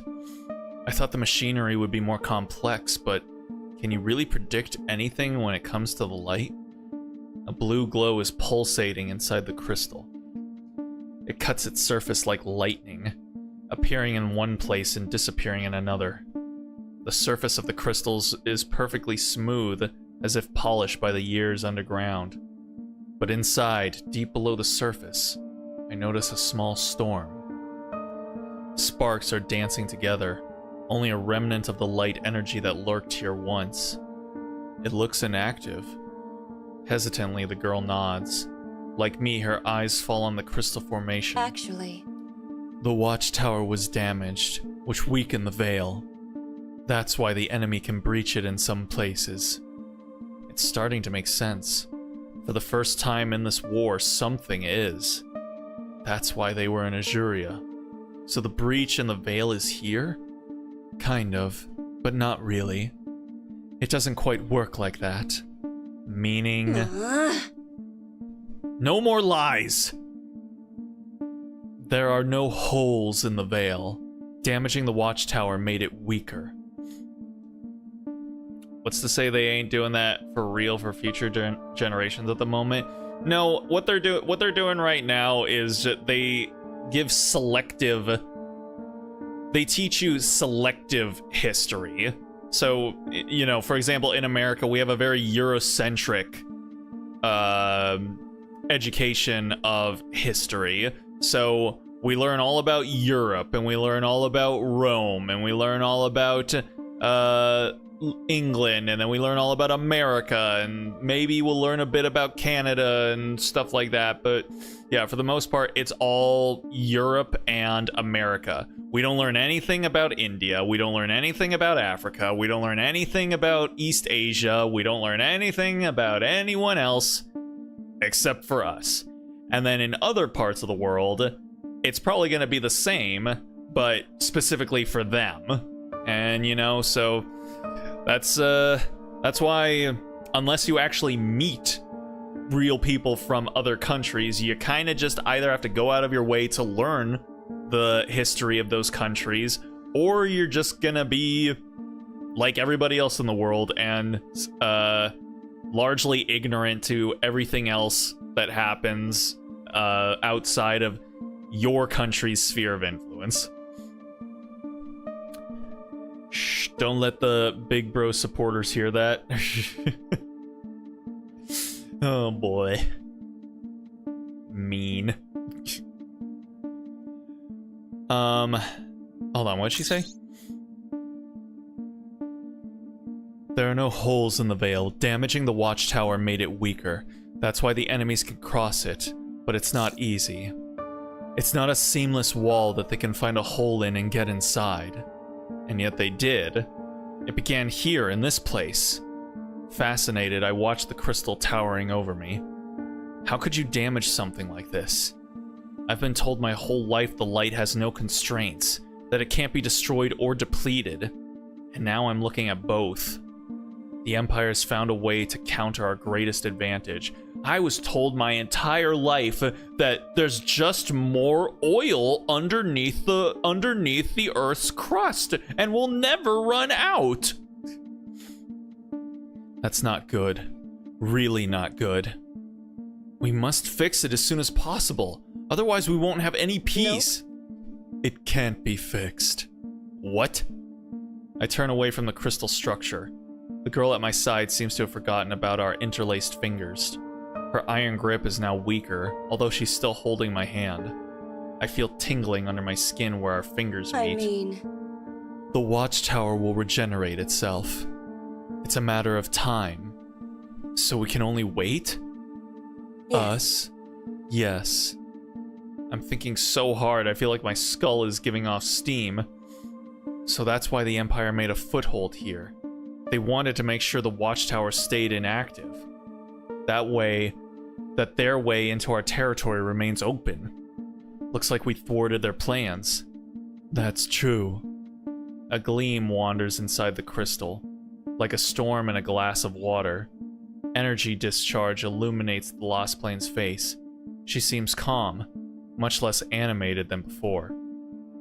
But as she's looking at the crystal, her eyes are empty. Reflections of the discharges dance in her blue irises. It doesn't explain why the villagers are gone. It doesn't. HQ will need to handle that. I assure you they will. Are you satisfied with your answers, Walter?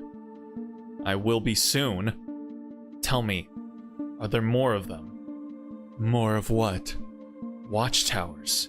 If the ones in the air are decoys and decorations, how many real ones are there? Like this one. Are they active? As far as I know, there are 3 in total.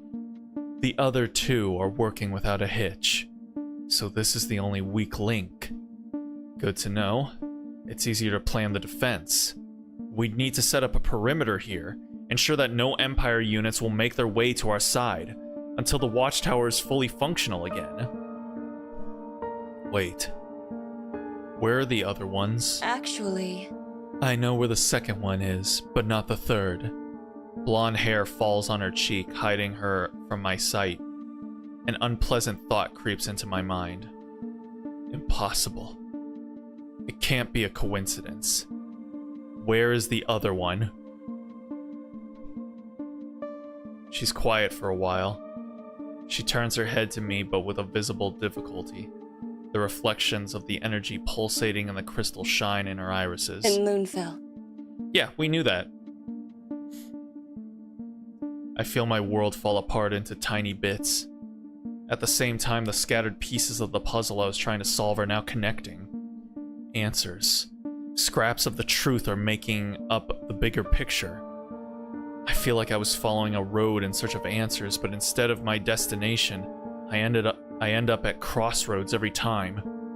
Loonfell, a village just like Azuria, close to the borders of our territory near the Vale.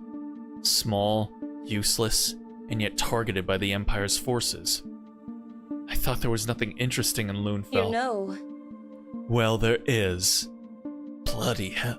Bloody hell. Is he supposed to be British? Was he supposed to be British this whole time and I've just been giving him a basic bitch voice? It all makes sense now. Does it? I shift my weight from one foot to the other. Only now do I realize how numb my body is. It's terribly cold here, but the revelations successfully distract me from it. I must sort it out in my head. Understand. There are 3 watchtowers maintaining the Vale. One in Loonfell, we protected it. The second one is in Azuria. Damn it. It means HQ hadn't been sending us to the edge of the world for no reason back then. They had sent us here because of this. Why hadn't they told us? If I had known, I would never have taken Alba to Loonfell. If I had known how bloody important Azuria is, I would have followed the order without hesitation. That's why you were in Loonfell, right? That's why we weren't supposed to be there. We were supposed to be here. The girl nods hesitantly. Yeah. I sigh, holding back a curse. On one hand, I can understand why HQ didn't reveal such vital information to just any pilot. Just any pilot should obediently follow orders and not demand information above their pay grade. But whereas Hannah knows, something tells me Alba may not. Tross loves her parents, but she wouldn't have forsaken Azuria if she had known there's a watchtower here. She surely wouldn't have made me do it if she had known. If we had flown here back then, many things would be different. Don't overthink it. I hear it again. A note of sadness in her voice, distant and quiet. It's easy to miss, but her absent look tells me I didn't mishear. I wonder where the third watchtower is. Hey! You can't tell anyone. Understand? I won't. I swear. But how do you know? It's just my fate. She lifts her free hand toward the crystal. Although it ignores me, as soon as the Lassplanes' fingers brush its surface, sparks of energy jump to life inside. It glows as its glow is intensifying. Small discharges smolder near the surface as if trying to touch the girl. It's like one of those plasma balls that you touch and then your hair goes standing up on end. She's watching it with no trace of emotions in her cool gaze. Here her eyes seem like dark steel. It's our duty. Lassplanes' main duty is to protect the watchtowers. That's what we're for. To keep the veil up, separating the kingdom from the rest of the world. But it's not revealed to each of us. Not all of us know that. I'm trying to wrap my head around this. The Lassplanes appointed by the king have always been playing an extremely important role in our army, even though there were no battles they were needed for. If their task was to protect the watchtowers, no wonder they were an essential part of our defense, even without war. I'm looking at the girl at my side. The heavy duty seems to weigh on her shoulders. Sparks jump from the crystal and climb her fingers. So I'm wondering, like, would we have actually come here with Alba if we had refused her. Like if we honestly just straight up said no. We're going to Azuria. I wonder if we would have actually come here.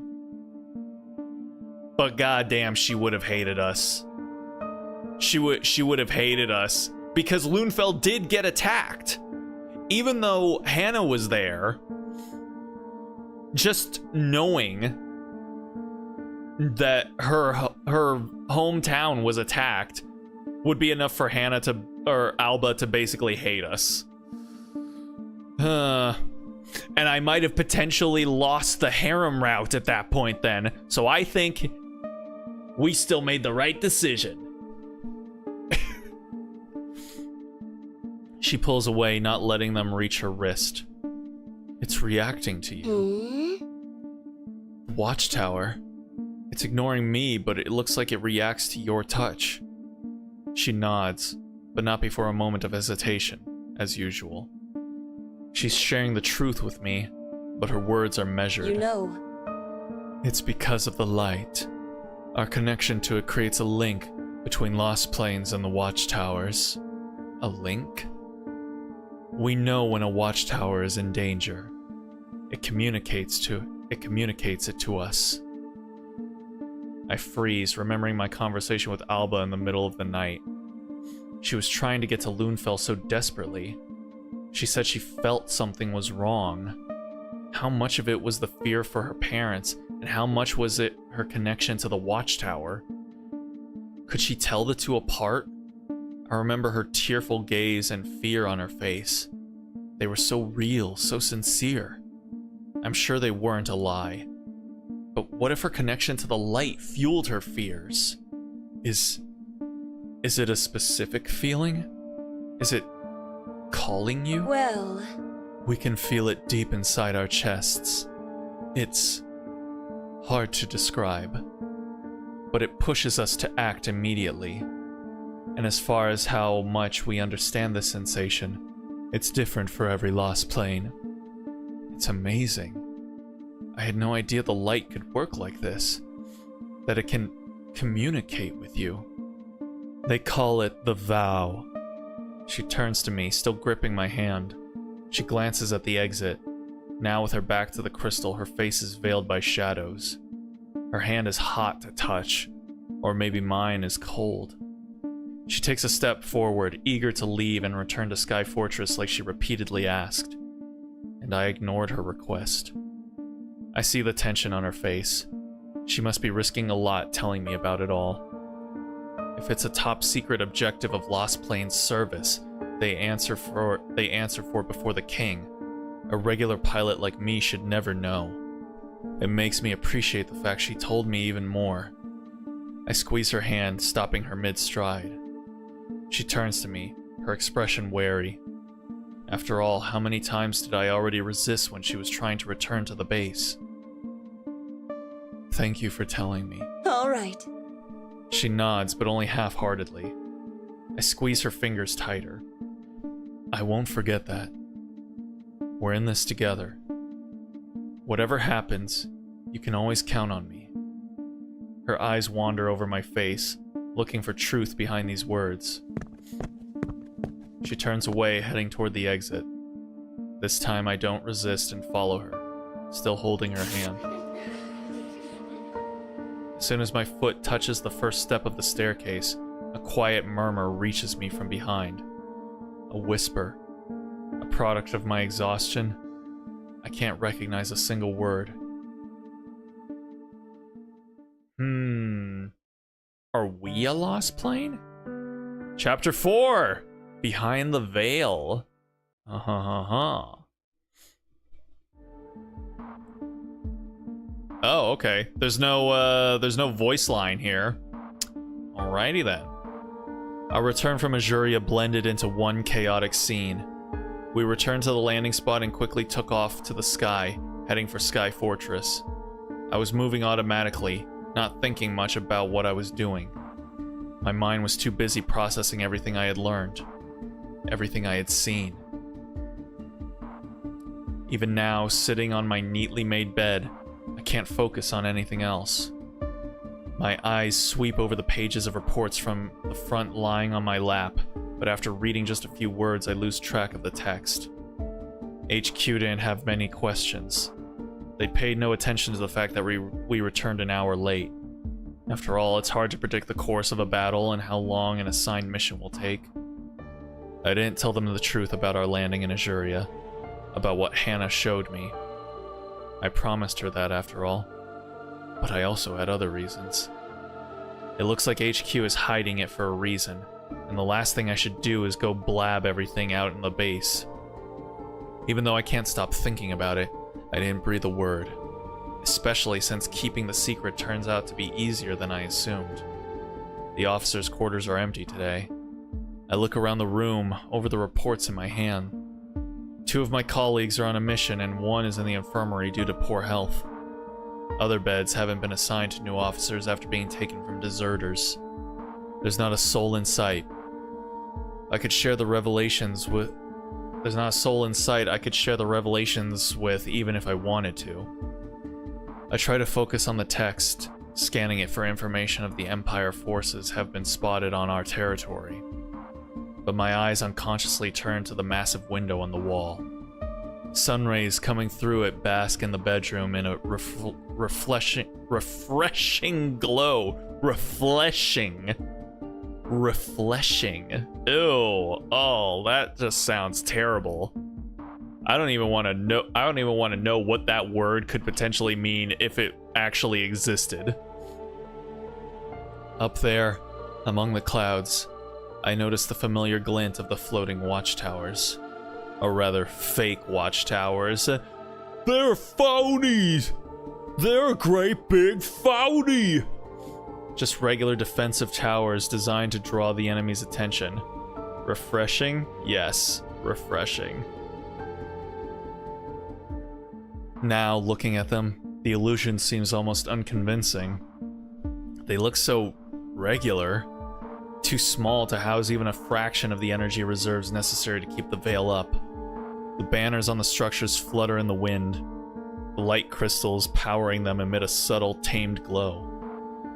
Through the eyes my imagination, oof, I recall the night before, the real watchtower Hannah showed me.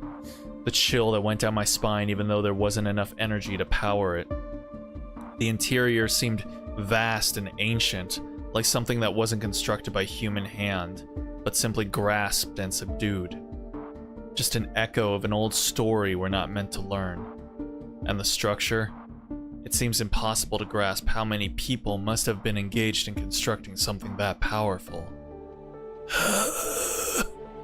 Just 3 are enough to protect our whole kingdom, to keep the barrier around it. 1 in Azuria, 1 in Lunefell. My gaze sweeps over the buildings and the sky. Where could the 3rd one be? It's probably Skyfall, right? Or what is this place even called? Sky Kingdom? I called it Skyfall, like it's a fucking James Bond movie. Yeah, Sky Kingdom, I'm pretty sure. Because that's the only other location that exists in this game as of right now. Hey! Oh my goodness gracious. I freeze at the sound of a familiar voice coming from the entrance. My head turns so quickly that something cracks loudly in my neck. Look who it is! Goddamn, we haven't seen her in so long. How you doing, Alba? Alba! Tross's presence immediately dispels my questions and dilemmas.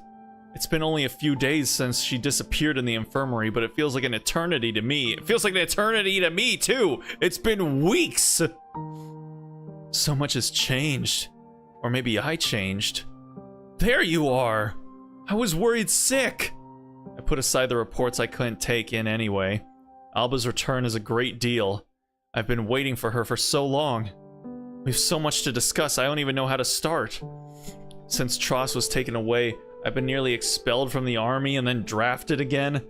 From her perspective, nothing has changed. Maybe except for the depopulated officers' quarters I'm sitting in. She's back! but I experienced such a roller coaster of emotions it'll be hard to unpack everything. You're also not supposed to tell her anything. I can wait, though. I briskly jump out of bed, ready to properly welcome her. Oh, you! How? I don't even remember how to do her voice. How dare you? Tross's raised voice makes me stop in my tracks. She looks exactly how I remembered. I don't see any bandages, bruises, or any reminders of our tough battle in Lunefell. Is she upset that we didn't visit her? But her expression is one of pure shock. Noticing it, I freeze. Doubt creeps into my heart. So joyous to see her again. I stare at her dumbfounded. There's a letter in her clenched fist. I recognize it. It's the one I wrote her the night after Hannah's arrival at Sky Fortress. Oh, did she write back and then we didn't write her? All of a sudden my mouth becomes dry. Hannah. Alba told me before how much it means to her that I'm her pilot, that she's never found someone so compatible before. Oh wait, shit. Oh no, are we doing this? Is she mad at me for flying with Hannah? Does she think Hannah is now my lost plane, not her? I suspect the lost planes can pick and choose their pilots, but I honestly doubt it works the other way around. Will they make me choose? Does Alba think I already made that choice? The sheer thought frightens me. It's not like that. Definitely not. I definitely wasn't ogling all over Hannah's body and face and rubbing my butt all up inside of her. That sounds so weird, but it is true. I raise my hands in defense. It's not what you think. How dare you? How dare you meet the legendary Hannah Brandenburg and not tell me about it sooner? Oh. What? The girl in Lunefell you told me about was Hannah? Well, the first lost plane. Oh, I can't believe it, Walter. Dude, she's already on board. We're practically in. We've got one foot in the harem ending. The shock on her face turns into pure wild joy and stuns me at the same time. For a split second, I was terrified that flying with Hannah was a betrayal to Alba. And here she is clutching my letter like a valuable treasure, already entering my quarters excited like a child. What's going on? The beginning of the harem route. I didn't realize you know her. Psh, are you serious? How could I not? Last plane! She's Hannah freaking Brandenburg. Okay.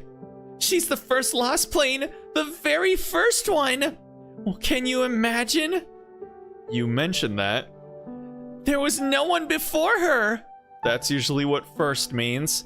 I heard so many things about her. Oh. She's very, very excited.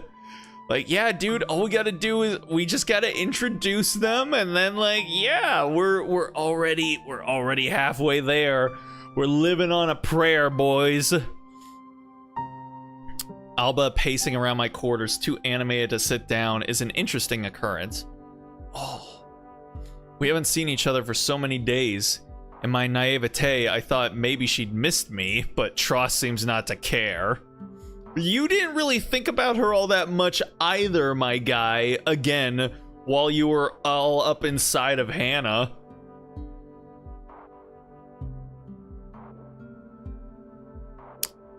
Man. Alba being a simp for Hannah, never seen that coming. My gaze follows her as she's circling the room like a vulture. The same purple hair and the same cheerful spark in her eyes I remembered. She's been gone for so long I nearly forgot how energetic she is. So much she's about to blow up my quarters with all that energy. Wow! Is it true she looks like a model? The very first thing she's asking about is she as hot as I've heard? We're in, boys. Anyways, I hope that you're doing all right. I'm doing all right. Are you doing all right, Kimmy? Is everything okay? I don't... Against my will, I feel myself turning red at the question. Awesome!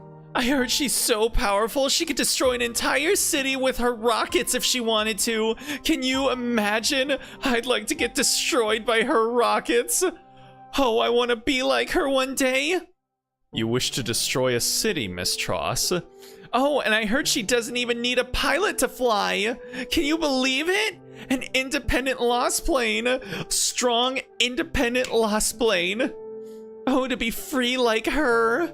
Hey, that hurt. Oh, stop it! Oh, not like that, Walter. You know I would love to fly with you till the end of days. But it would be nice to have an option not to. Still hurts. I chuckle under my breath, unable to resist teasing the excited lost plane. In reality, I know well it'd be better for her if she didn't need me. But I didn't know that Hannah doesn't need a pilot to fly. So why did she pull me out of bed that morning when the transporter was escaping Sky Fortress? Even before, it seemed to me like an irrational whim of the lost plane. She had her pilot on standby, but she preferred another one.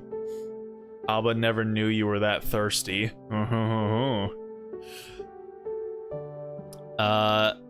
Now knowing she didn't need me at all, it seems even more ridiculous. Did she want to test me? Give me a second chance in HQ's eyes? Well, I did go back in the army thanks to that. I'll need to talk to her about it. In the meantime, I'd love to hear what Alba was doing in the infirmary for so long. Probably recovering? But it seems I'm rather low on Tross's list of priorities. She's too preoccupied with Hannah.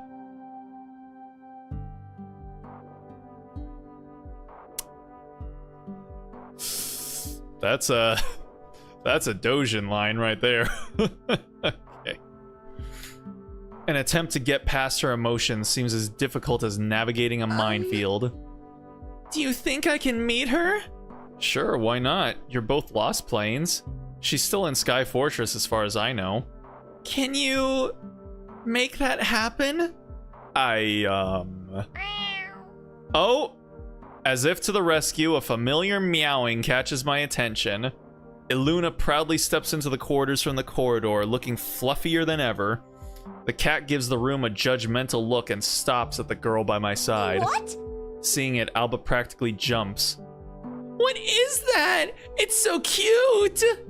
I find it very disturbing that lost planes don't know what cats are. We grew up on military bases. Have you ever seen a cat in a military base, Walter? Well, I'm seeing one right now. The girl leans over the pet with fascination. It's eyeing her suspiciously, keeping distance. She doesn't know what the cat's meow means, but I do very well. It's the announcement that its owner is coming. What's up? Oh, there they are. Both of them on the screen together. Oh, shucky ducky, here we go. As soon as Hannah slips in from the corridor, Alba lets out a loud shriek, almost jumping out of her skin. She turns her back to the door, looking at me with disbelief. Her face is burning red. Possible. Oh my, Walter, she's here! Her conspirational? Do they mean conspiratorial?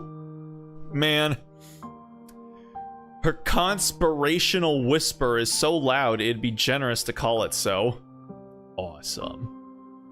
Facing away from the door, Tross starts fixing her impeccable uniform in panic. She brushes her fingers through her wild purple hair as if it could change anything. Over her shoulder, I see Brandenburg leaning on the doorframe. She raises an eyebrow, surprised at the sight of Alba desperately trying to tidy herself up. Tell me, how do I look? You know I can see and hear you, right? Oh man. The cat in the passage reacts as if struck by thunder. Iluna screeches, frightened by Tross's sudden scream. The cat bolts between Brandenburg's legs, whose eyebrows rise even higher in shock. Tross jumps to turn around, blind to the chaos she has caused. Tense as a string, she raises her hand to her temple in a proper salute. It's... Senior Lost Plane Brandenburg, it's an honor to meet you. Senior Lost Plane? Is basically saying senpai? Oh, it's an honor to meet you, senpai.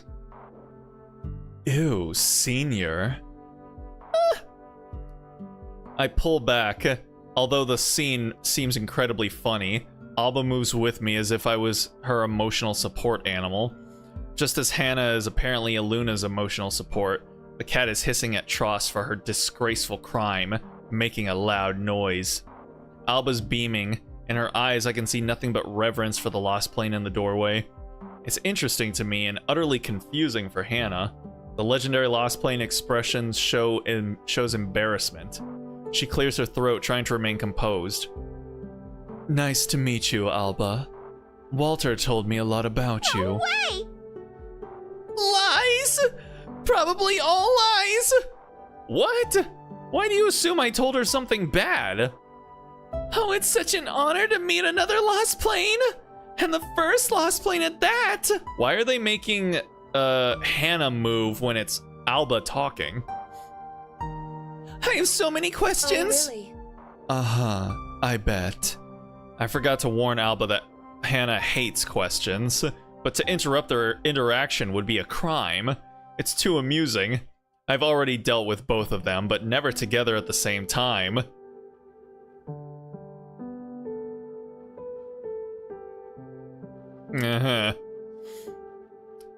Now, when they are in one room, it feels like watching a crossover of two different worlds. The awkwardness of this meeting is palpable. Seriously? Can you really fly by yourself? How did you learn to do that? How long have you been a lost plane? Oh, you have to tell me. Okay. Yeah, sure. Maybe we can talk after dinner, hmm? She stops short when Alba gives out a happy squeal as soon as she hears the confirmation. Knowing Brandenburg's temper, I'm already impressed by how well she's taken it. While Tross is as zealous as an ignited fuse, Hannah seems frozen like a wax statue next to her, and yet apart from confusion, there's no resentment from the latter's face. A little bit of fire, a little bit of ice. Bring them together, you get something nice. I didn't even mean for that to rhyme. She wasn't that patient with me. Lost plane privileges. Lost plane luck. I move my gaze from Alba to her, and for a moment our eyes meet. I can feel she came here for a reason. I actually wanted to... First lost plane. You're the first lost plane? Like ever! Ever! How does it feel? Which lost plane base did you train at? Were they different in your times? Wait, you must be much older than me. What? I feel as if I was struck by lightning. Tross speaks loudly with such innocence in her voice, such joy in her face that she's probably oblivious to how it sounded. Hold on a second. Ah, dang it. But Hannah's features immediately contort with fury. Don't you dare. Are you saying I'm old? I didn't mean it like that. You're like experienced and wise. So old. Objection. Mature. Don't you dare finish that word. The tension in the room grows so thick you can cut it with a knife. The the first lost plane turns so cold she's like a block of ice. Even the cat steps back into the corridor as if it felt the atmosphere, the temperature drop too. Seems like I should save Alba from the predicament she landed in. Or rather, she created. I clear my throat. So, what's for dinner? Distraction is my strong suit, even if not in the brightest way. Although I wouldn't say it's smart. I smile faintly when the two girls turn their judging gaze to me. Hannah sighs and steps back into the corridor where Aluna is waiting. No. I need to do something, but we'll talk later, okay? All Yep. right. Yes, Senior Lost Plane Brett. Yes, Brandenburg. I mean, yes, Hannah. Smooth, Alba. As soon as the Lost Plane disappears, Alba jumps to face me. It seems that not only did she not mind Hannah's distant attitude, but also didn't notice it at all. Even the hesitation that crossed her face when she entered the minefield didn't stifle her enthusiasm. She's just way too eager to get in that. I can see a flame of determination in her eyes so strong it makes me cast a shadow. Her fascination begins to scare me. Awesome. You heard that? We'll talk later. We're basically friends already. She's basically in love with me. I can't wait. But, it's still so early. It's hours before dinner. I don't mind that the dinner is still far away. There's so much I need to discuss with Tross that I need all the time I can get. Should I start with what happened to me or with what happened to her? I glance at her figure, trembling with emotions. The long stay in the infirmary left no trace on her. We can use this time to catch up. How are you? Great! Better than ever! Alright then. It's been so long since they took you to that infirmary.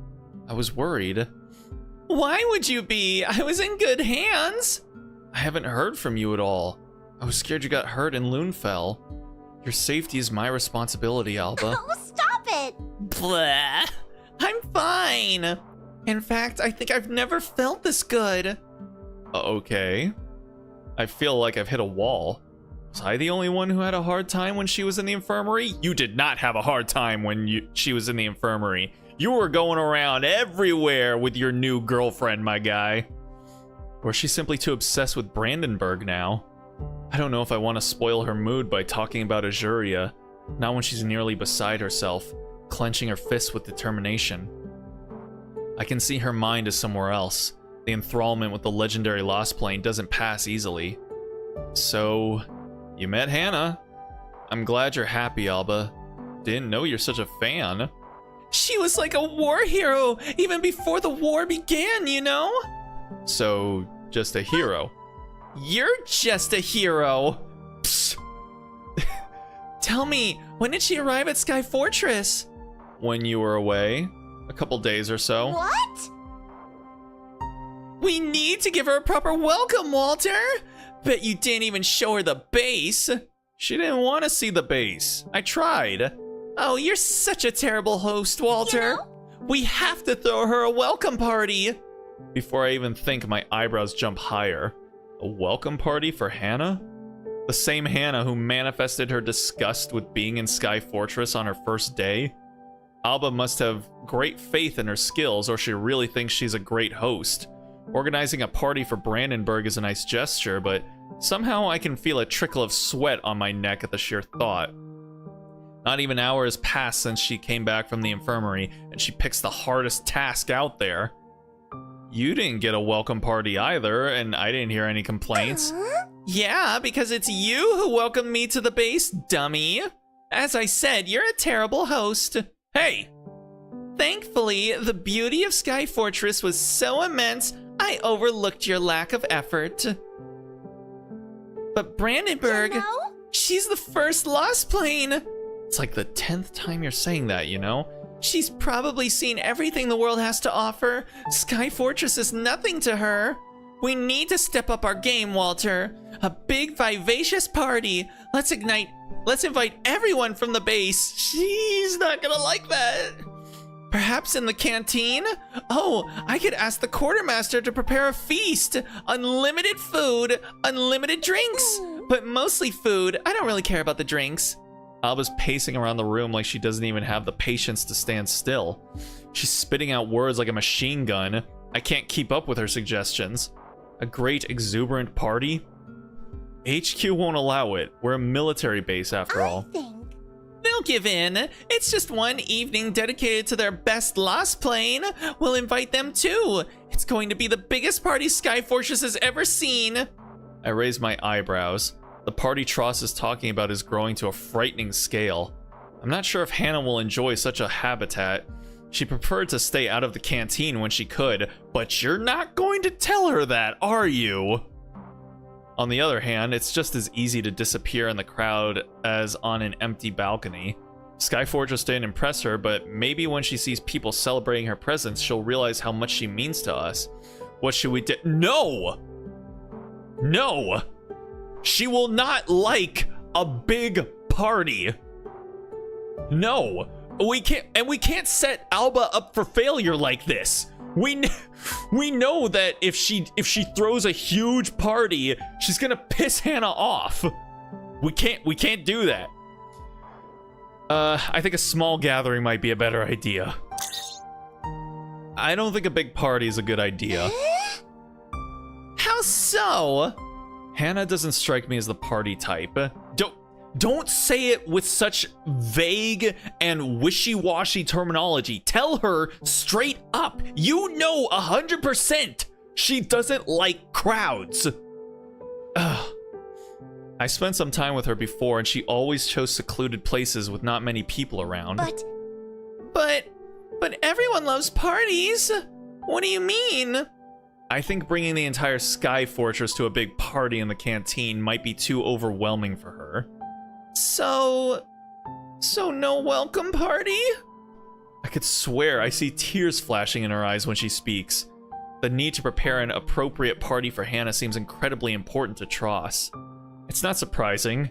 If Brandenburg is her idol, of course she wants to welcome her in Sky Fortress adequately as the host. Maybe the party would be a nice chance to let them know each other, to let us three know each other better before we fly on another mission.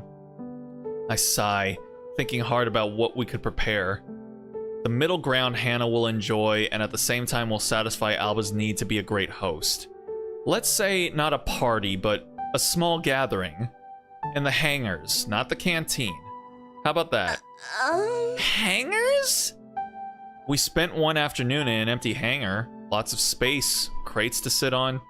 Just us, some drinks, and the stunning views. Seems like her type of party. So, a sad bender? Hey! No, it's okay. I can work with this.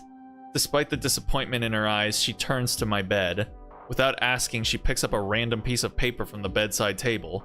To my horror, I realize they are the reports I didn't manage to read. We can still decorate and ask the quartermaster to prepare dinner. We'll invite only a few dozen people. A few dozen? That's still a lot. A few. A dozen or so it is.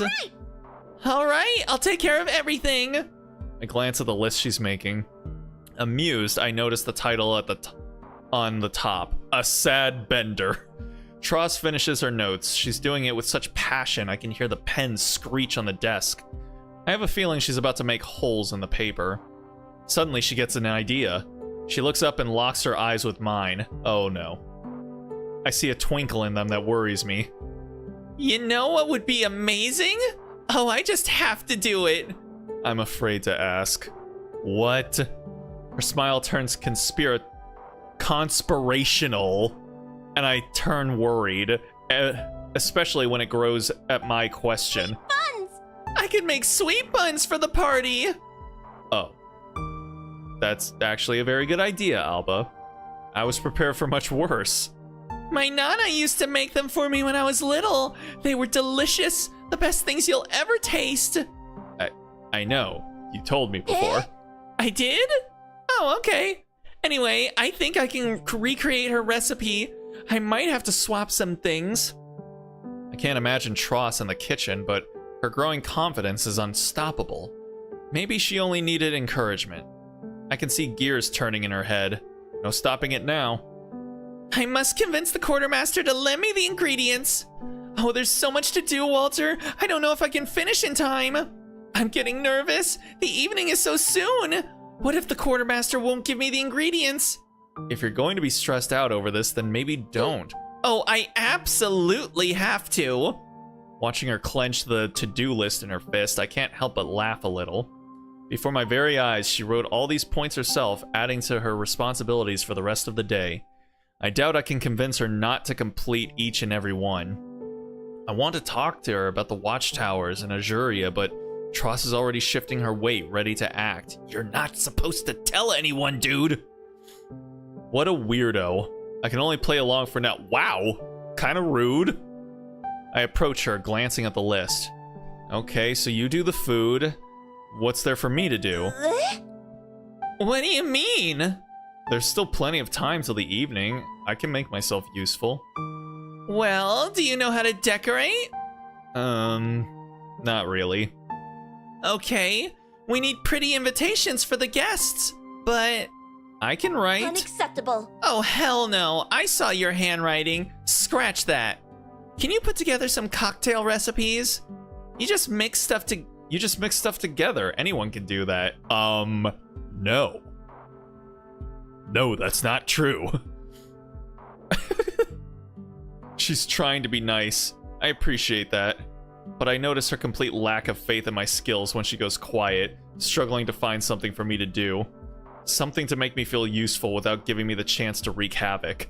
I'm beginning to feel bad watching her think so hard. Luckily, a bright light bulb pops over her head when she gets an idea. Aha! I know what you can do. I can think of 2 things, actually. You can come to the kitchen and help me prepare the sweet buns. Oh, cool. I never made sweet buns, but... You'll help with the cleanup.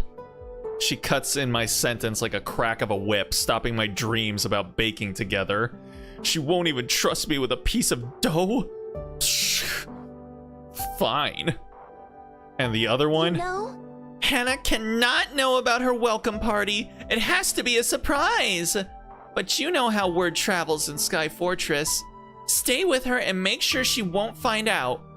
Sounds easy enough.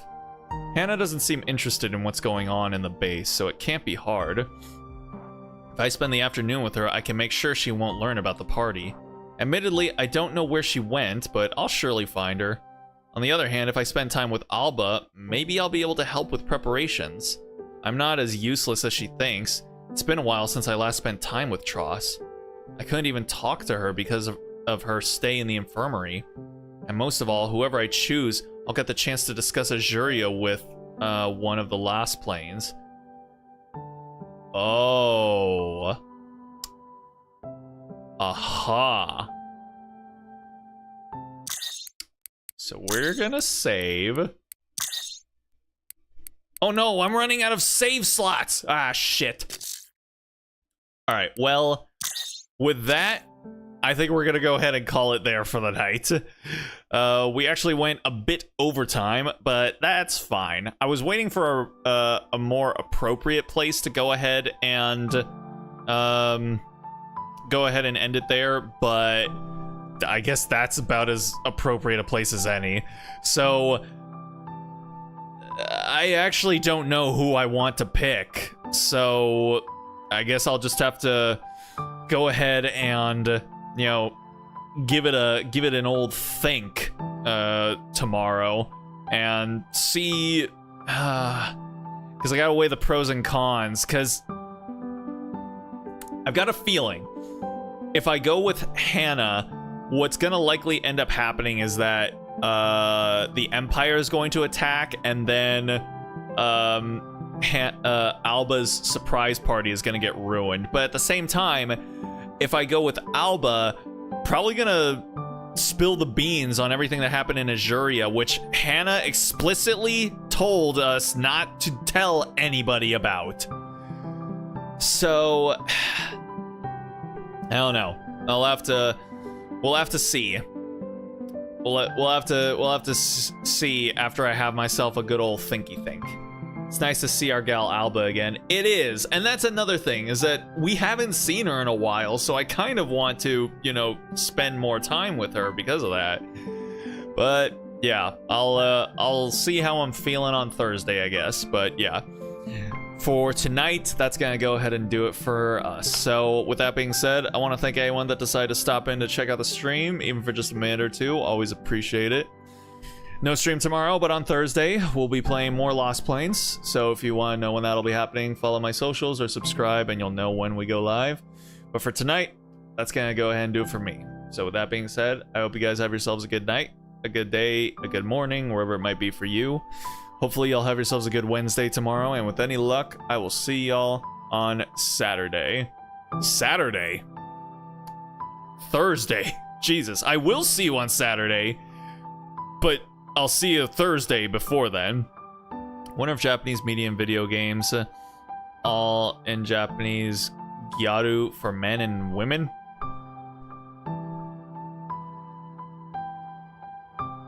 Japanese media in video games is all gyaru for men and women. No. There are other types of characters other than gyaru. Okay, yeah. So I'll see you guys on Thursday for more Lassplanes. So until then, stay groovy, everybody.